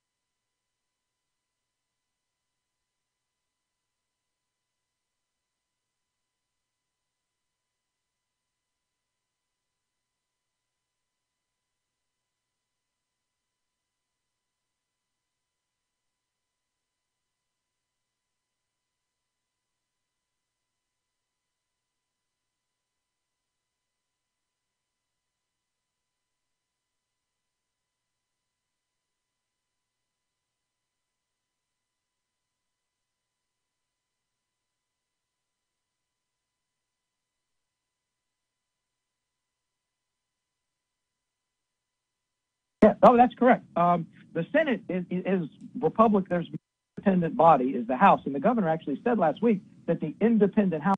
I frankly think it's working out very well. Otherwise, his hand would be so deep in the pockets of the. It's working out very well. I frankly think it's working out very well. Frankly think it's working out very well. Otherwise. I frankly think it's working out very well. Otherwise, his hand would be so deep in the pockets of the taxpayers of Louisiana, more would be running for the borders. He said he wasn't going to call y'all. I frankly think it's working out very well. Otherwise, his hand would be so deep in the pockets of the taxpayers of Louisiana, more would be running for the borders. He said.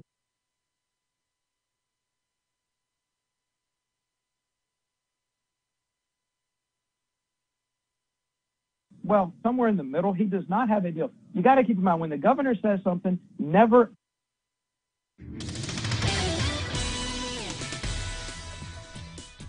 7:52, time for Keel Sports. Here's Fletch. Good morning from the sports desk. Well, somewhere in the middle. He does not have a deal. You got to keep in mind, when the governor says something, never, ever take it at face value, because he lies every time he opens his mouth. He promised for a year he would not call a special session if there wasn't a deal. I promise, as we sit here today, that there is no deal. There's progress.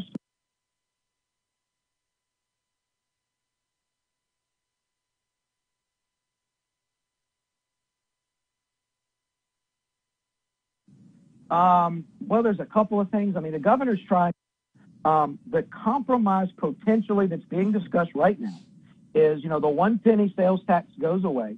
They're talking about reinstituting a half penny, which would be $440 million, with half of that, $220 million, dedicated to funding TOPS. Democrats don't like the idea of passing a sales tax. The compromise potentially that's being discussed right now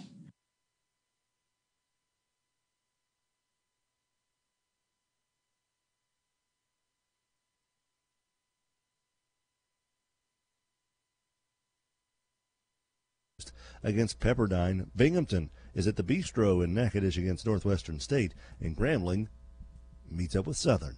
From the sports desk of 1130 The Tiger, this is Tim Fletcher.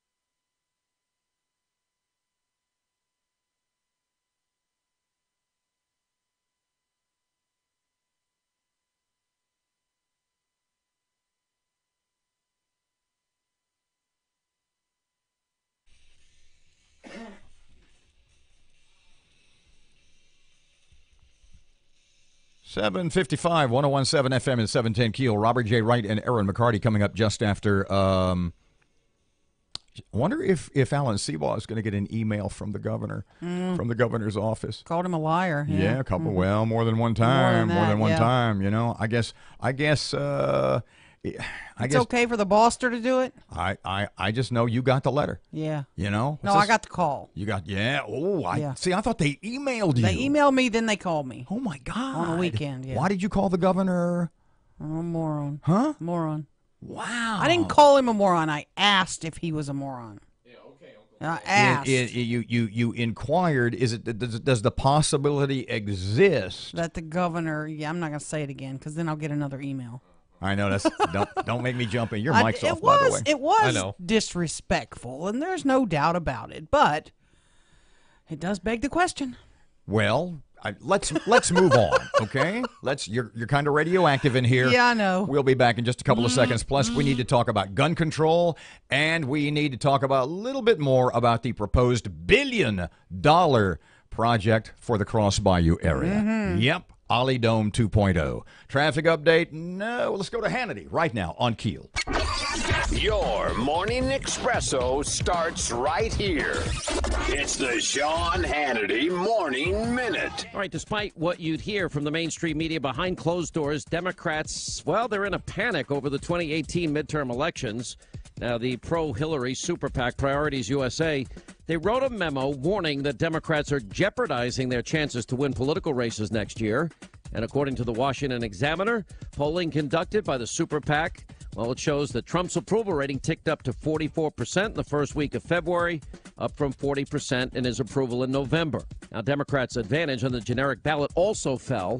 And with new record low unemployment numbers and company bonuses and middle-class Americans seeing a lot more money in their paychecks, it seems like the American people are happy with Nancy Pelosi's, quote, crumbs. The Sean Hannity Show from coast to coast later today. I'm Jay Farner from Quicken Loans. The rate today on a 30-year fixed-rate mortgage is 4.375%, APR 4.62%. But choosing the right mortgage lender involves so much more than just a rate. We've earned 12 J.D. Power Awards for client satisfaction. And we invented Rocket Mortgage, a simpler, hassle-free way to get a mortgage completely online. So choose Quicken Loans, America's #1 online lender. Call 800-QUICKEN or go to rocketmortgage.com. Equal housing lender. NMLSconsumeraccess.org number 3030. People make your business work. But how do you find the right talent? ZipRecruiter. One click posts your job to over 100 top job boards. Then, smart matching technology instantly alerts quality candidates about your job. No wonder 80% of employers who post on ZipRecruiter get a quality candidate through the site in just one day. ZipRecruiter, the smartest way to hire. To try ZipRecruiter for free, just go to ZipRecruiter.com/free. That's ZipRecruiter.com/free. The intersection at Milam Street and Hearn Avenue is dealing with some slow-moving traffic right now. And we're still keeping an eye on that major accident on I-49 northbound near Kings Highway. It has traffic backed up to 3132 right now. If you have anything to report to us, give us a call at our Planet Fitness traffic hotline. That's 687-ROAD. Your AccuWeather.com forecast, it'll turn cooler today with clouds and a touch of rain. Temperatures will start in the upper 60s and then fall into the middle 50s. Clouds and a shower with middle 40s tonight. With your AccuWeather.com forecast, I'm meteorologist Maggie Johnson. Breaking news and trending talk. This is 101.7 FM and 710 Keel. KEEL, Shreveport.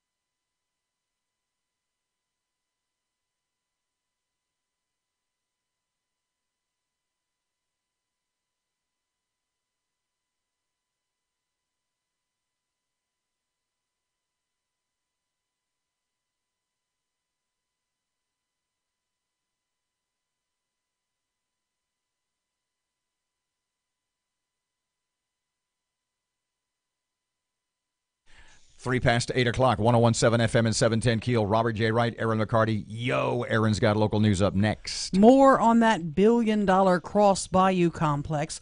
The governor and Senator John Kennedy in quite the catfight, and the legislative session kicking off on Monday. You know, without meaning to, Representative Alan Seabaugh said something very interesting about the possibility of the state moving the folks from Fairfield and Jordan down to this new billion-dollar joint. I want to talk about that just a little bit. Guns, gun control, guns in schools. Scott Smith had a couple of interesting things to say yesterday. We'll play that if you haven't heard it, plus traffic and weather and Fletcher in sports coming up this hour, and it's right here on Keel.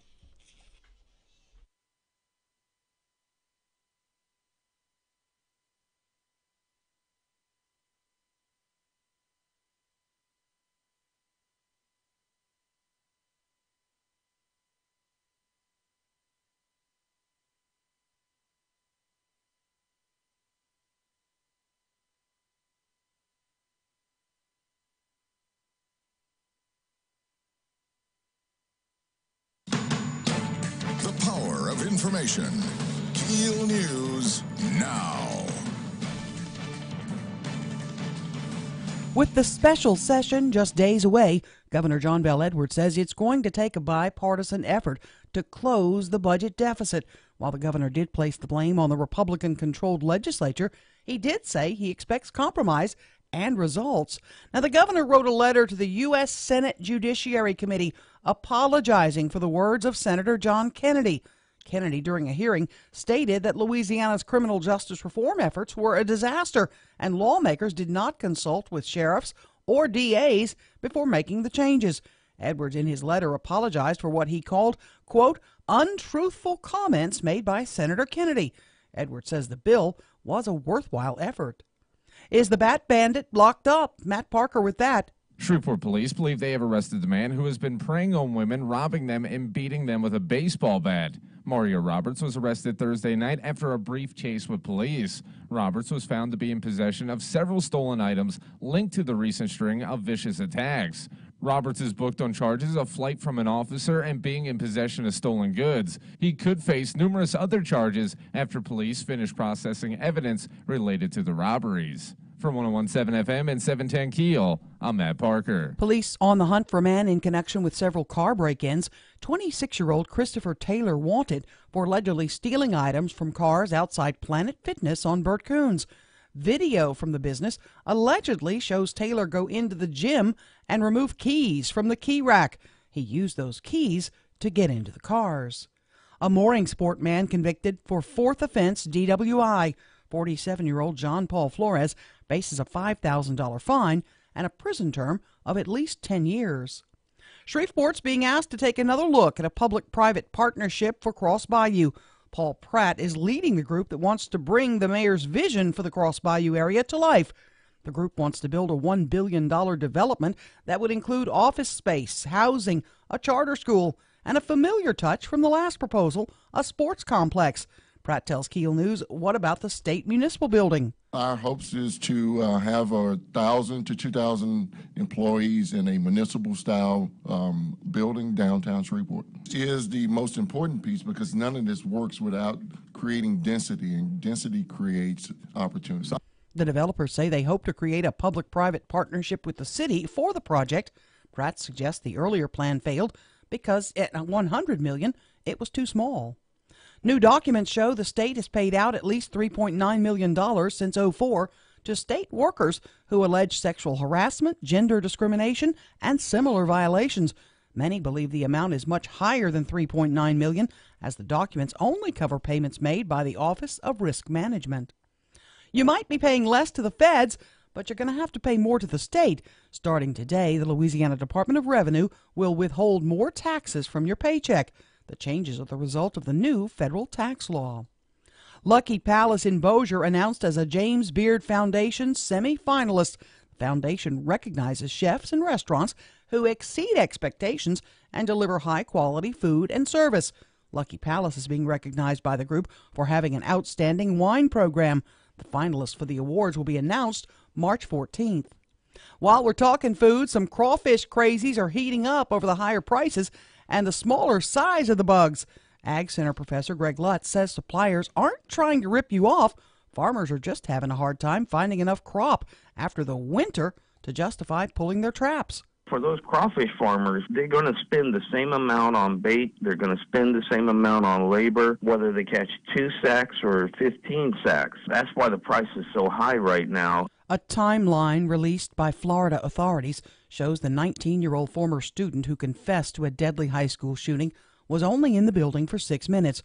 Police say that during that brief time period Wednesday, he shot more than 24 people, killing 17 and wounding several others.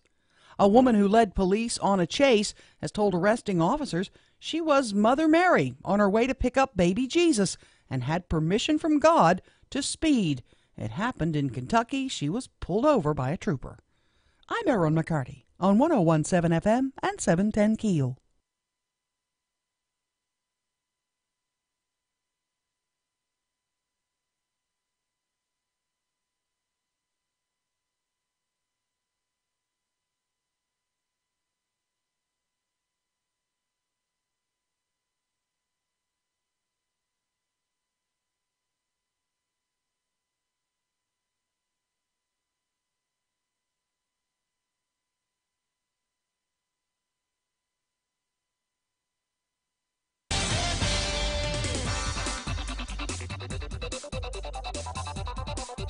Nine past 8 o'clock, 101.7 FM and 710 KEEL. Traffic update. Ruben's ready. That major accident on I-49 northbound near Kings Highway has things backed up to 3132 right now. And we're keeping an eye on some backed up traffic on I-20 westbound. Starting at Spring and Market, it's backed up to Benton Road right now. If you have anything to report to us, please give us a call at our Planet Fitness Traffic Hotline, 687-ROAD.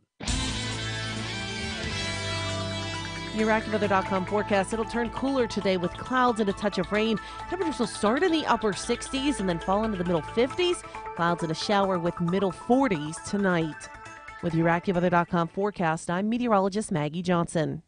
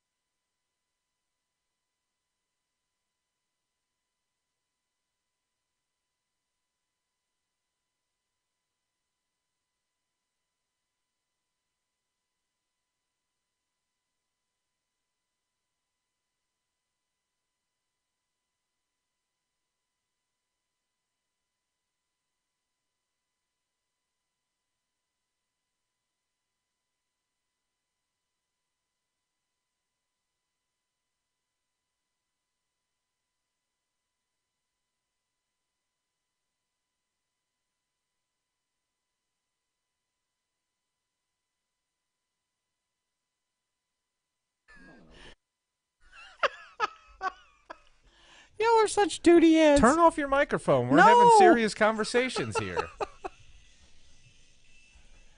Good morning. It's 12 past 8 o'clock. Robert J. Wright and Erin McCarty, 101.7 FM and 710 KEEL. Office Furniture Source, OFS, says on the KEEL app, KEEL website, direct link. It's awesome. I don't really know where to begin with this on the gun control thing. because everybody's jumping up and down. Gun control, ban AR-15s, ban semi-automatic weapons, etc., etc. I saw something last night that I thought was interesting.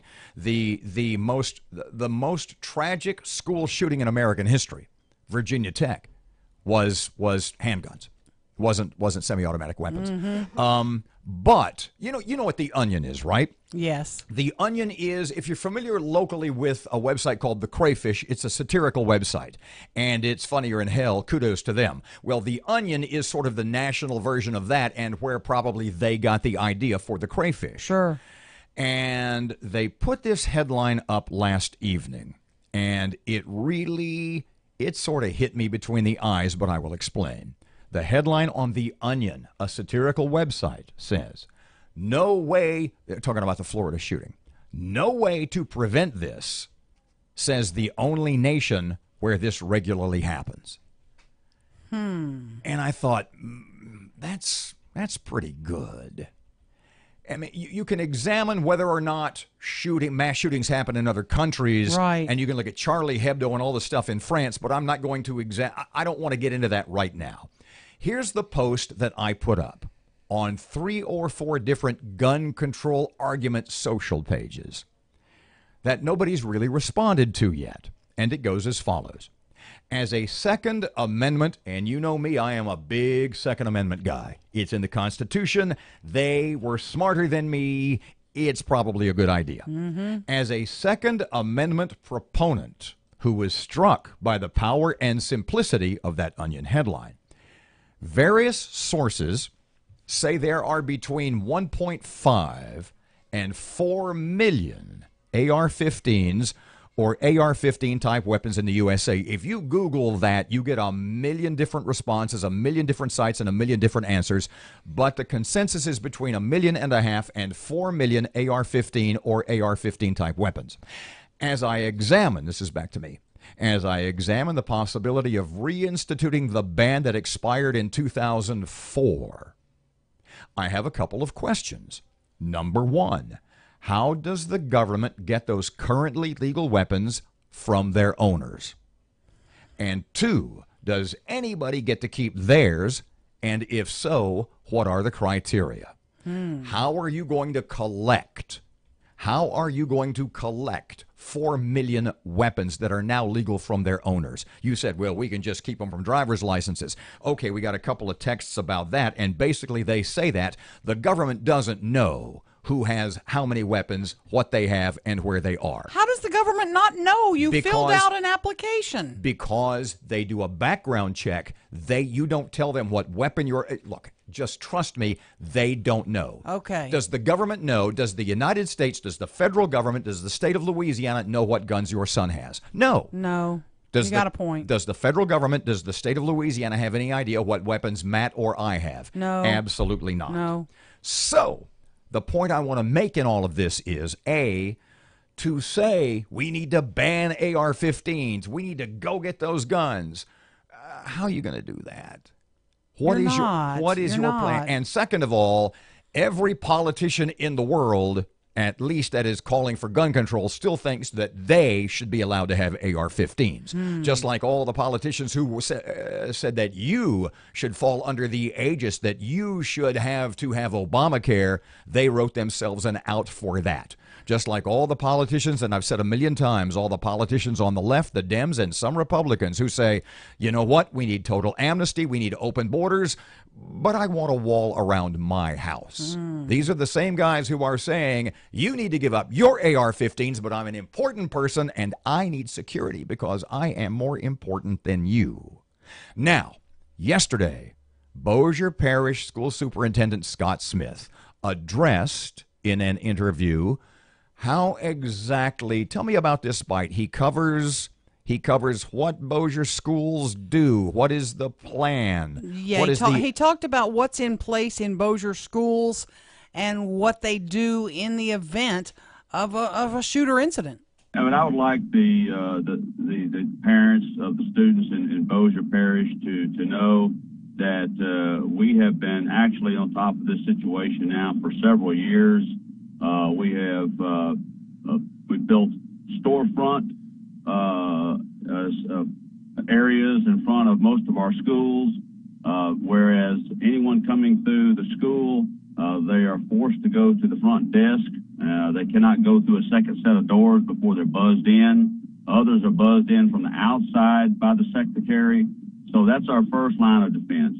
We also have school resource officers in every single one of our schools, and they are highly trained. They're trained every year through the Sheriff's Department, through the training that they provide in helping to prevent and to deal with any kind of shooting that may occur. Thank goodness we've never had any situation like that.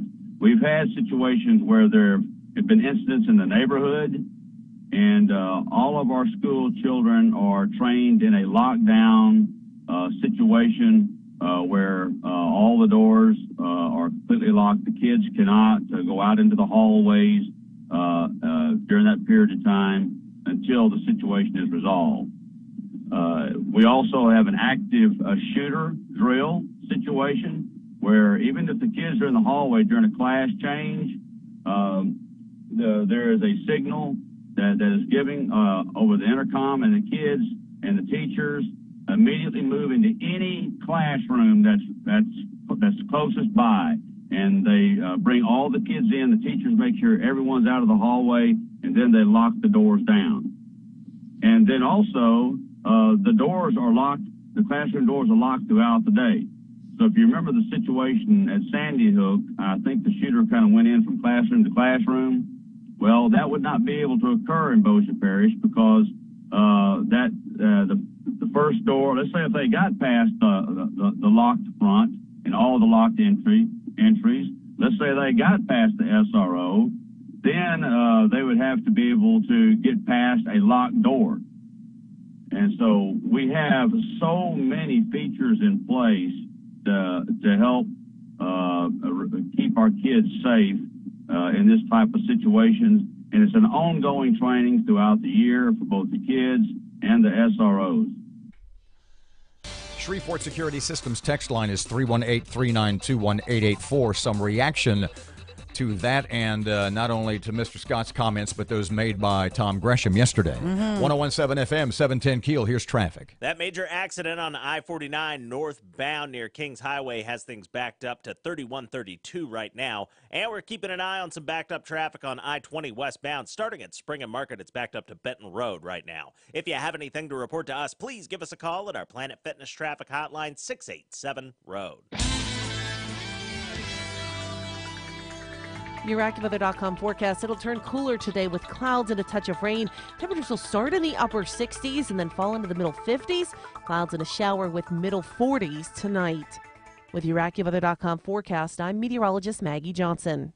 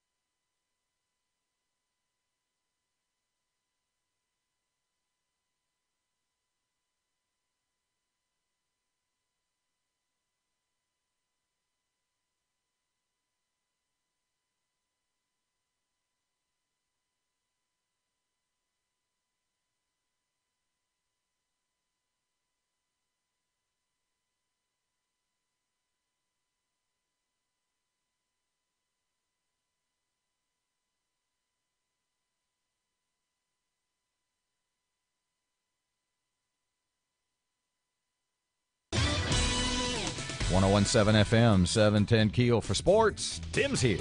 Good morning from the sports desk of 1130 The Tiger. This is Tim Fletcher. It was a mostly productive night for our local girls high school basketball squads opening up the state basketball tournament. Southwood clobbered Live Oak 58-21. Ouachita bounced Airline out of the bracket, though, early 51-29. Captain Shreve more than doubled up Pineville 70-32. Natchitoches knocked off Sanama. Parkway was ousted 66-36 by Ponchatoula. In Class 4A, Benton absolutely clobbered Carver 60-17. BTW with a 61-43 win over West Ouachita. Bossier advances with a 56-27 win. Minden knocked off Franklin then 70-43. North Caddo was a big winner in Class 2A. So was Manny with a 2-point win over East Beauregard. Red River 101, Ville Platte 47. Mansfield was a winner, and Logansport advances as well. Louisiana Tech forced UAB into 17 turnovers, 6 blocked Blazer shots, and nabbed 9 steals in a pivotal 73-60 win in the Thomas Assembly Center Thursday night. They've now won 16 games this year. The Mudbugs are at home tonight and tomorrow against Odessa, 7-11 start times, both evenings in Hirsch Coliseum. And the college baseball season begins today. Notre Dame takes on LSU in Alex Box Stadium. Louisiana Tech is on the West Coast against Pepperdine. Binghamton is at the Bistro in Natchitoches against Northwestern State. And Grambling meets up with Southern. From the sports desk of 1130 The Tiger, this is Tim Fletcher.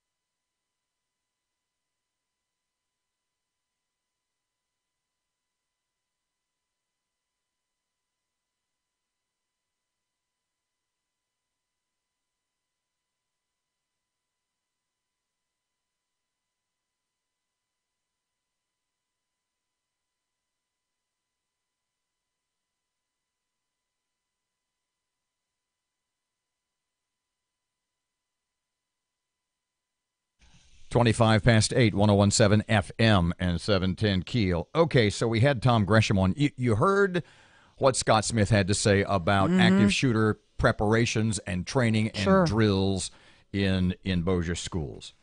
And we had Tom Gresham on yesterday, and he was talking about basically what Mr. Tom said is gun talk, 1 till 4 Sunday on Keel. And Tom said it's time to arm teachers. It's time to put some sort of defense in our schools. From the Shreveport Security System text line, 318-392-1884. Robert and Erin, I'm a teacher at a local school, and every year we have an in-service on what we're supposed to do if an active shooter is on campus. Basically, we lock our door and sit and wait for the shooter to find us. It's a bad game of hide and seek because the shooter knows where we are, and he knows when he finds us, it will be like shooting ducks on a pond. During our last meeting, I said I have my concealed carry permit, and if you would allow me to have my gun, I could at least defend my students. I even volunteered to go through any training the sheriff's department would offer. Most mass shooters are cowards. That's why they pick on the helpless. Let someone shoot back and see what happens. There are only 2 things that will stop a bad guy with a gun. 1, he runs out of bullets, or 2, he runs into a good guy with a gun. Yeah, some states allow teachers to have guns, as Tom told us yesterday. Florida does not. The Florida legislature, according to Mr. Gresham, has repeatedly denied. They have voted down again and again the possibility of teachers being armed in Florida schools. 101.7 FM, 710 Keel, Robert J. Wright and Erin McCarty. It's $1 billion worth of cool stuff. It is cool stuff. I'm not so sure that a state building is cool stuff. Who's paying for it, though? And who's going to own that building? And a charter school for dropouts. So my question to you, Erin McCarty, is do you, if they build this 5,000 unit residential area, do you want to live like 100 yards from a charter school and or a state administration building and a sports arena? Because that's on the plan. That's in the plans, too. Let me help them draw it. 28 past 8 o'clock, 101.7 FM, 710 KEEL traffic and weather updates and local news coming up next.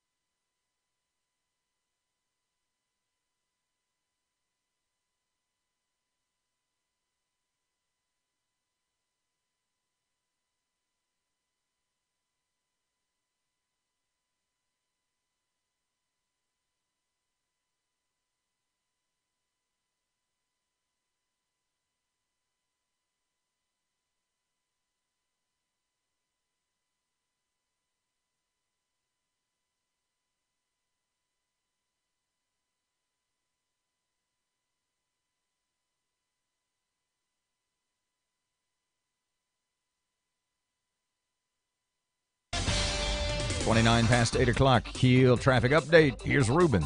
The intersection at Milam Street and Hearn Avenue is dealing with some slow-moving traffic right now. And we're still keeping an eye on that major accident on I-49 northbound near Kings Highway. It has traffic backed up to 3132 right now. If you have anything to report to us, give us a call at our Planet Fitness traffic hotline. That's 687-ROAD. Your AccuWeather.com forecast, it'll turn cooler today with clouds and a touch of rain. Temperatures will start in the upper 60s and then fall into the middle 50s. Clouds and a shower with middle 40s tonight. With your AccuWeather.com forecast, I'm meteorologist Maggie Johnson. The power of information. KEEL News now. The nation's still reeling about the mass shooting at a Florida high school. Bossier Superintendent Scott Smith describes what happens here during an active shooting procedure. There is a signal that is giving over the intercom, and the kids and the teachers immediately move into any classroom that's closest by, and they bring all the kids in. The teachers make sure everyone's out of the hallway, and then they lock the doors down. We asked Gun Talk show host Tom Gresham if the background checks could be better. Well, we can always do better on the background checks. The NRA has been working on that. The National Shooting Sports Foundation has been working on that. We've been trying to get the background checks cleared up so that people get reported. In many cases, people aren't reported. Look, nobody, no gun owner wants people who shouldn't have guns to have guns. The 19-year-old former student who confessed to the deadly shooting was only in the building for 6 minutes. Shreveport is being asked to re-examine a public-private partnership to develop the Cross Bayou area. Paul Pratt is leading that charge. It would be a $1 billion development in the downtown area. I had this question for Pratt. Would you be in favor, would you support, if there's going to be public money involved, a vote of the people? Well, I never really thought about it. I would say this. I'll support any instrument that the city council and the mayor puts out there to help. The development would include office space, housing, a charter school, and a familiar touch from the last proposal, a sports complex. Shreveport police believe they've arrested the man who's been preying on women, robbing them and beating them with a baseball bat. Mario Roberts has been arrested after a brief chase with police. Roberts was found to be in possession of several stolen items linked to the recent string of vicious attacks. The governor apologizes for the senator's words. Matt Parker explains. Governor John Bel Edwards wrote a letter to the U.S. Senate Judiciary Committee to apologize for the words of Senator John Kennedy. Kennedy, in a hearing, stated that Louisiana's criminal justice reform efforts were a disaster and lawmakers did not consult with sheriffs or district attorneys before making the changes. Edwards, in his letter, apologized for what he called untruthful comments made by Senator Kennedy. Edwards says the bill was a worthwhile effort. From 101.7 FM and 710 KEEL, I'm Matt Parker. With the special session just days away, Governor John Bel Edwards says it's going to take a bipartisan effort to close the state's fiscal shortfall. While the governor did place the blame on the Republican-controlled legislature, he did say he expects compromise and results. I'm Erin McCarty on 101.7 FM and 710 KEEL.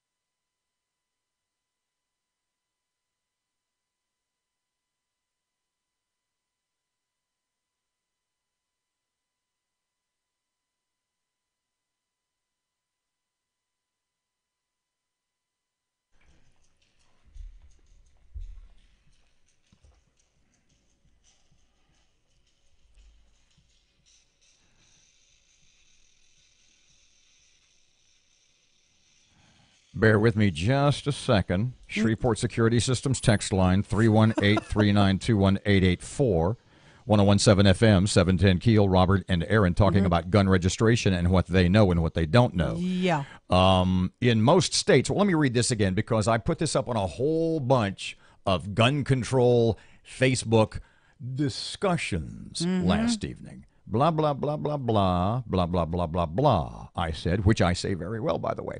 There are between 1.5, I'm editing on the fly. Right. There are between, because there's people, we need to ban those guns. Those guns have got to go. We need to get rid of them. There are between 1.5 and 4 million AR-15s or AR-15 type weapons in the USA. This is what I'm writing, as I consider the possibility of reinstating the gun ban that expired in 2004, I have a couple of questions. Number one, how does the government get those currently legal guns from their owners? Can you imagine 4,000? Let's say that a couple of guys, or 4 million, a couple of guys got more than one. So let's say there's 3,500,000 AR-15 owners in America. How do you get those guns back? And number two, does anyone get to keep theirs? And if so, what's the criteria? Well, you had talked about, I got an idea. If they really want to get tough about it, I said, well, hell, if they really want to get tough about it, let's go marijuana in Singapore tough. Right. Where, like, if you have 4 ounces of marijuana in Singapore, that's a potential capital offense. Yeah. The problem is, if you ban guns, you're not going to ban guns. Government will never ban guns for everybody. And by everybody, I mean rich and powerful people. Right. So the Barack Obamas or the Chuck Schumers or the Nancy Pelosi's or all the people who are calling for gun bans are the ones who will claim they shouldn't have to give up their guns. The same people that said, Erin, you need Obamacare. You need the government to control your health care. But we're smarter. We're wiser. We're richer. We're more powerful than you. And we should get to do it the old way. How many stories did you see yesterday How many stories did you see last night, all through the day yesterday, about how all the Democrats, all the lefties calling for gun control were saying the Republicans have blood on their hands. They're tools, they're stooges of the NRA. Republicans and anybody that opposes gun control, they are directly to blame for the deaths of those children, of all those people, of those 17 at Parkland, Florida, in Parkland. Had you seen those stories? Republicans, according to Democrats, Republicans have the blood of those 17 on their hands. And my first thought was, what an interesting accusation from a political party that takes no responsibility for crimes of violence perpetrated by illegal aliens in the sanctuary cities that they embrace. It's such a tragedy. From the Shreveport Security Systems text line, 318-392-1884. In most states, guns are not registered. Government doesn't know what you have. Background checks do not include record keeping of purchases, at least theoretically. And, perhaps the most to the point, they don't know what I got. They don't know my guns, 838, 1017 FM, 710 Keel, traffic and weather update. Let's go to traffic now. Ruben looks more focused than I've ever seen. The intersection at Milam Street and Hearn Avenue is dealing with some slow-moving traffic right now. And we're still keeping an eye on that major accident on I-49 northbound near Kings Highway. It has traffic backed up to 3132 right now. If you have anything to report to us, give us a call at our Planet Fitness traffic hotline. That's 687-ROAD. Your AccuWeather.com forecast, it'll turn cooler today with clouds and a touch of rain. Temperatures will start in the upper 60s and then fall into the middle 50s. Clouds and a shower with middle 40s tonight. With your AccuWeather.com forecast, I'm meteorologist Maggie Johnson.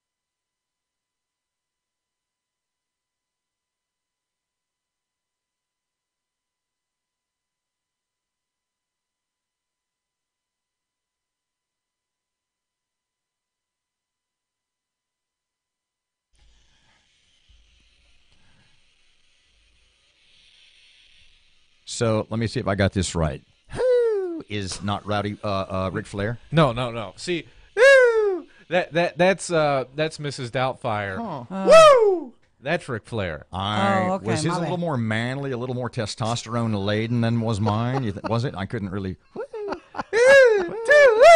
So it's like Y'all need to stop. Like I squeezed a mouse. Oh. 1017 FM, 710 Keel. Robert and Erin, it's 841. That was 1017. 1017. 101. 1017 FM. Bull's Head Cheese. James Bond, What'd you when'd just get say? here? Bull's Head Cheese. Boar's Head Cheese. Oh, I thought you said something else. Bull's Head. You can write that down later. Yeah. So we had Paul Pratt in yesterday, and he works for Chesapeake Energy, and he's kind of running interference. He's the first wave of positive news, the first wave of this is a great idea, the first wave of marketing for the proposed, at least from the people who want money from the city. We got a great idea. Let's build $1 billion, like the one you turned down before, only larger. In fact, Mr. Paul said, we said, why did the last one fail? And he said, wasn't big enough. What he said. They aimed too low. It was only $100 million. They want $1 billion shopping, commercial, retail, residential, sports arena complex. That's gargantuan. In the Cross Bayou and Ledbetter Heights area. As he said, transform the face of downtown Shreveport. So in our chat yesterday with Mr. Paul, What was the most interesting thing to you? I think the part that kind of surprised me and I was kind of stunned was when I asked him about, the public funding, and then I asked him a question about why don't you take this out for a vote? Why don't you let the people vote on it? Would you be in favor when it comes down to a bond issue? Like before, there would have been this $30 million for the old arena idea, Yeah. et cetera. A $30 million bond issue would have passed. This is obviously going to be a lot larger. Would you be in favor of a public? You got the sound bite? Yeah. You've got the question on here? Yeah, here's how it goes. Try it again. You're on and up. Okay, let me press this button. Hang on. Wait a minute. There we go. Let's try this again. 1, 2, 3. Would you be in favor, would you support, if there's going to be public money involved, a vote of the people? Well, I never really thought about it. I would say this. I'll support any instrument that the city council and the mayor puts out there to help. Never really thought about You it. buy that? Ugh. Or do you think they're just not enough into the process? Maybe not enough into the process. Paul Pratt's an upstanding guy. He's been involved in so many great projects in our community. You don't have to be a not upstanding guy to realize that probably it's easier to convince 7 city council people, Of course. that your $100 million bond issue or whatever it happens to be. Look, it's a lot easier to convince 7 people of something than say 100,000 or what's the voting base of Shreveport? Let's say 150,000 people. Then 51% of that. To get the 7 council members to vote yes on this in an election year without a mandate from the people is going to be tricky. Now, are they within a year of getting this before the council? I don't know. It sure now looks like it's kind of on a fast track, but who knows? The most interesting thing to me, and it was sort of inadvertently brought up at the latter part of our interview this morning with State Rep Alan Seabaugh, when you kind of said, when you asked him about, okay, let me back up. According to Paul Pratt, the cornerstone, the main tenant of this new billion-dollar facility, location, complex, is going to be the state of Louisiana. And he says we can get about 2,000 to 2,500 state employees down there. Start by moving the state employees that are at the state building at the corner of Fairfield and Jordan, build them a new facility and move them down there. Mm-hmm. And Alan, when you kind of brought that up, and he said, I haven't really looked into that yet, because not everybody knows about this plan. If you're outside of Shreveport and he's getting ready to go to Baton Rouge, there's other things. And you'll admit, this sort of leaked out. The story, this billion-dollar complex story, got out way before the people who are involved wanted it to be out. Paul admitted that yesterday. Mm-hmm. He said, we're trying to stay ahead of the story. Sure. So when Alan says to us, my question would be, well, who's going to own the building? Because the state owns the building at Jordan and Fairfield. Mm-hmm. So my question, and I brought this up yesterday, I said, right now, if you plan to move those 2,000 people or whatever, if you plan to move all those state workers from the corner of Jordan and Fairfield in that old dilapidated ratty building. Oh, it's a dump. Down to the new facility. Who's going to own that building? Who will be in charge? Who will be responsible for that upkeep? Because the one thing that the state of Louisiana has proven is they don't have the wherewithal, the inclination, you fill in the blank, to maintain that building. I have a call in to the head honcho at the state's building office. That building is not in very good shape. Mm-hmm. But you got to ask yourself, if for whatever reason that building is worn down, ratty, and sucks, the state of Louisiana has decided that it's going to be worn down, ratty, and sucks. Sure. So my question is the state of Louisiana going to own a building, be in charge of a building in this brand new shiny complex when they've shown you at the corner of Jordan and Fairfield that they have no interest in maintaining a building? Well, that building, in all fairness, that building at Jordan and Fairfield's been there for dozens and dozens of years. For whatever reason, they've decided not to maintain the building inside. They have decided it's not worth it.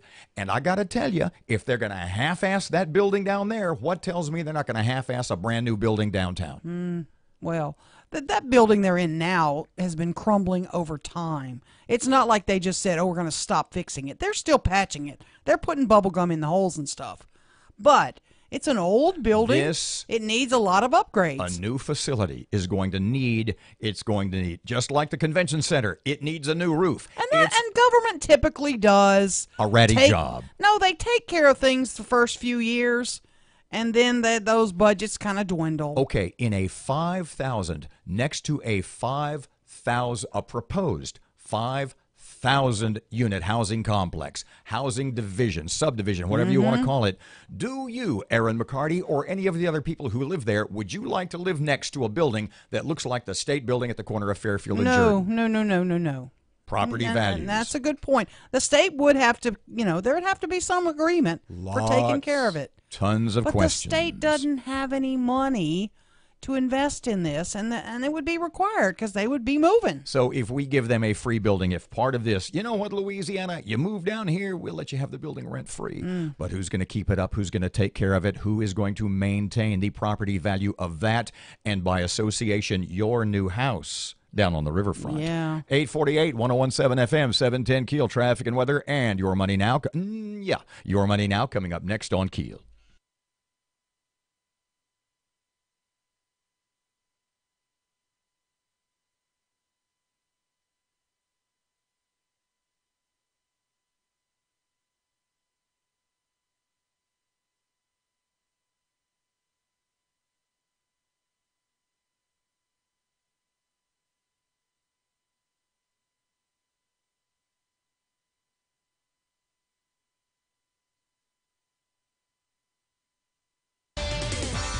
The intersection at Milam Street and Hearn Avenue is dealing with some slow-moving traffic right now. And we're still keeping an eye on that major accident on I-49 northbound near Kings Highway. It has traffic backed up to 3132 right now. If you have anything to report to us, give us a call at our Planet Fitness traffic hotline. That's 687-ROAD. Your AccuWeather.com forecast: cloudy with a touch of rain today. Will start in the upper 60s. Temperatures will fall into the middle 50s. Clouds and a shower with a low of 45 tonight. With your AccuWeather.com forecast, I'm meteorologist Maggie Johnson.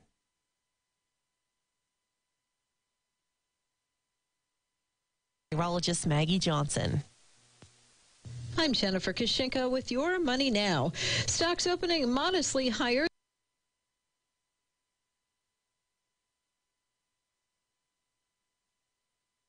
Florida authorities say the 19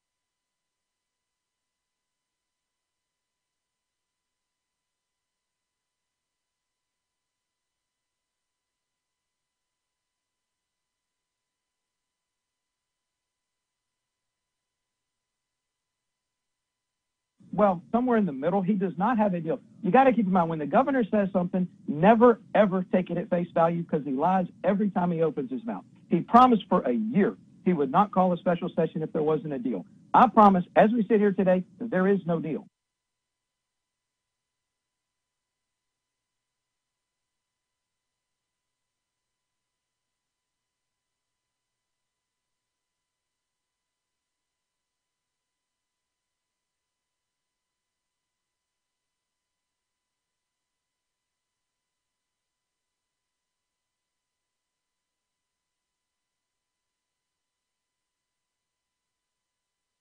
You're listening to American Ground Radio's Morning Minute. A school shooting was averted in Everett, Washington this week. A grandmother noticed that her grandson had some threatening notes inside a journal She tipped off police. He was arrested before anyone was hurt. And that's what it's going to take. It's going to take concerned citizens who, when they see something that is out of place, that they speak up. Look, at this moment in U.S. history, we have more gun regulation than at any point in our nation's history, with the exception of the assault weapons ban during the Clinton years. More gun control laws are not the answer. Instead of focusing on what's wrong and how to stop it, we need to focus on what is right and how can we do more of that. American Ground Radio, where building a better America begins with building a better us. Return each weeknight from 6 to 7 p.m. with Louis R. Avalone and Stephen Parr on 101.7 FM and 710 KEEL, and streaming live at KEELnews.com.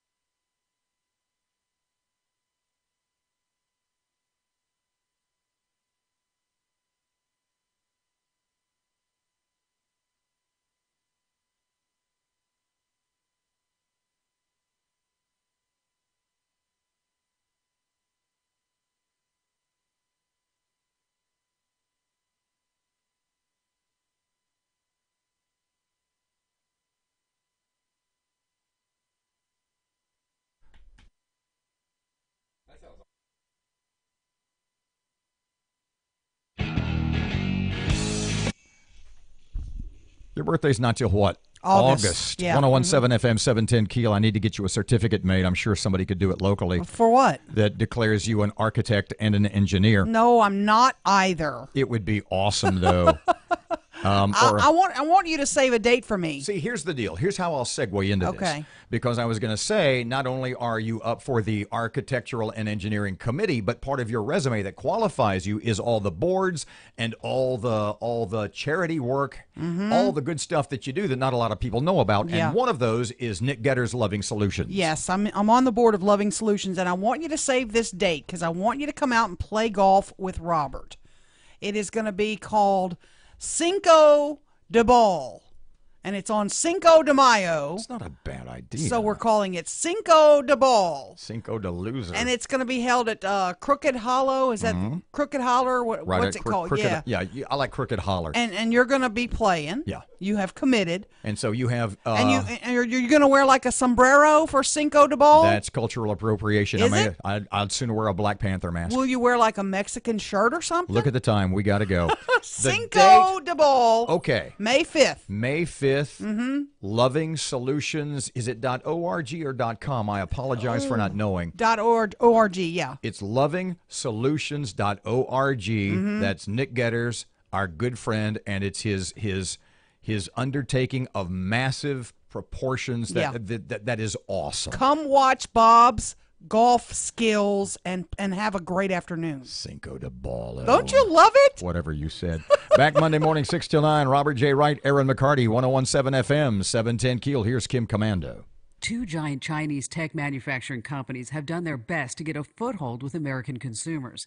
But the U.S. government is warning everyone to stay far away from their products. Kim Commando with your Thursday Consumer Tech Update. While the names Huawei and ZTE are not instantly recognizable to most of us, it's not because the companies haven't tried. Huawei has been desperate to push its line of cheap, big-screen TVs on Americans.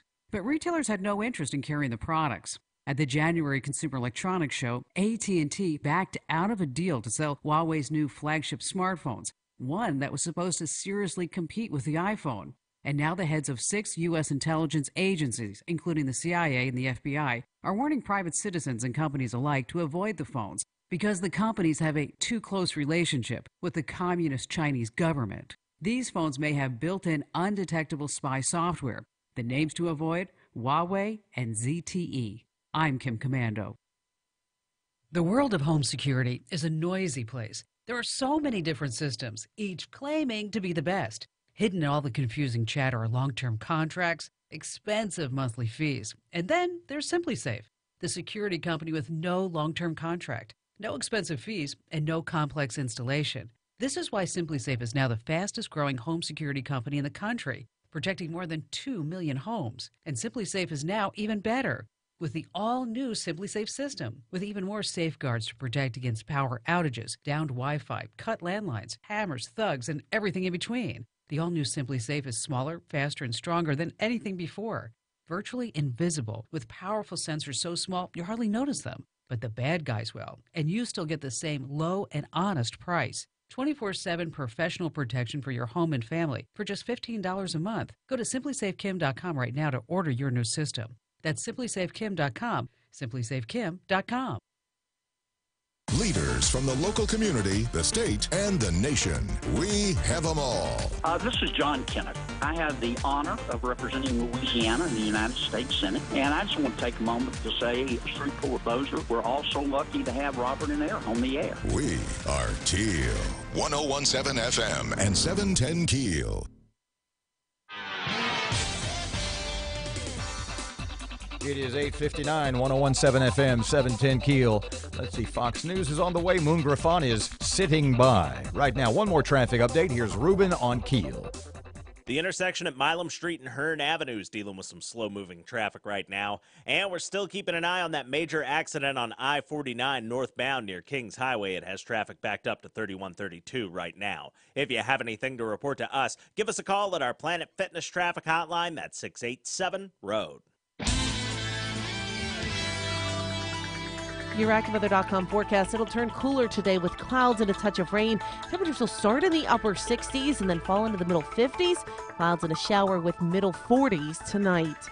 With your AccuWeather.com forecast, I'm meteorologist Maggie Johnson. Right now, God, yesterday was weird. Right now, 66, 1017 FM, 710 KEEL. Breaking news and trending talk. This is 1017 FM and 710 KEEL. KEEL, Shreveport.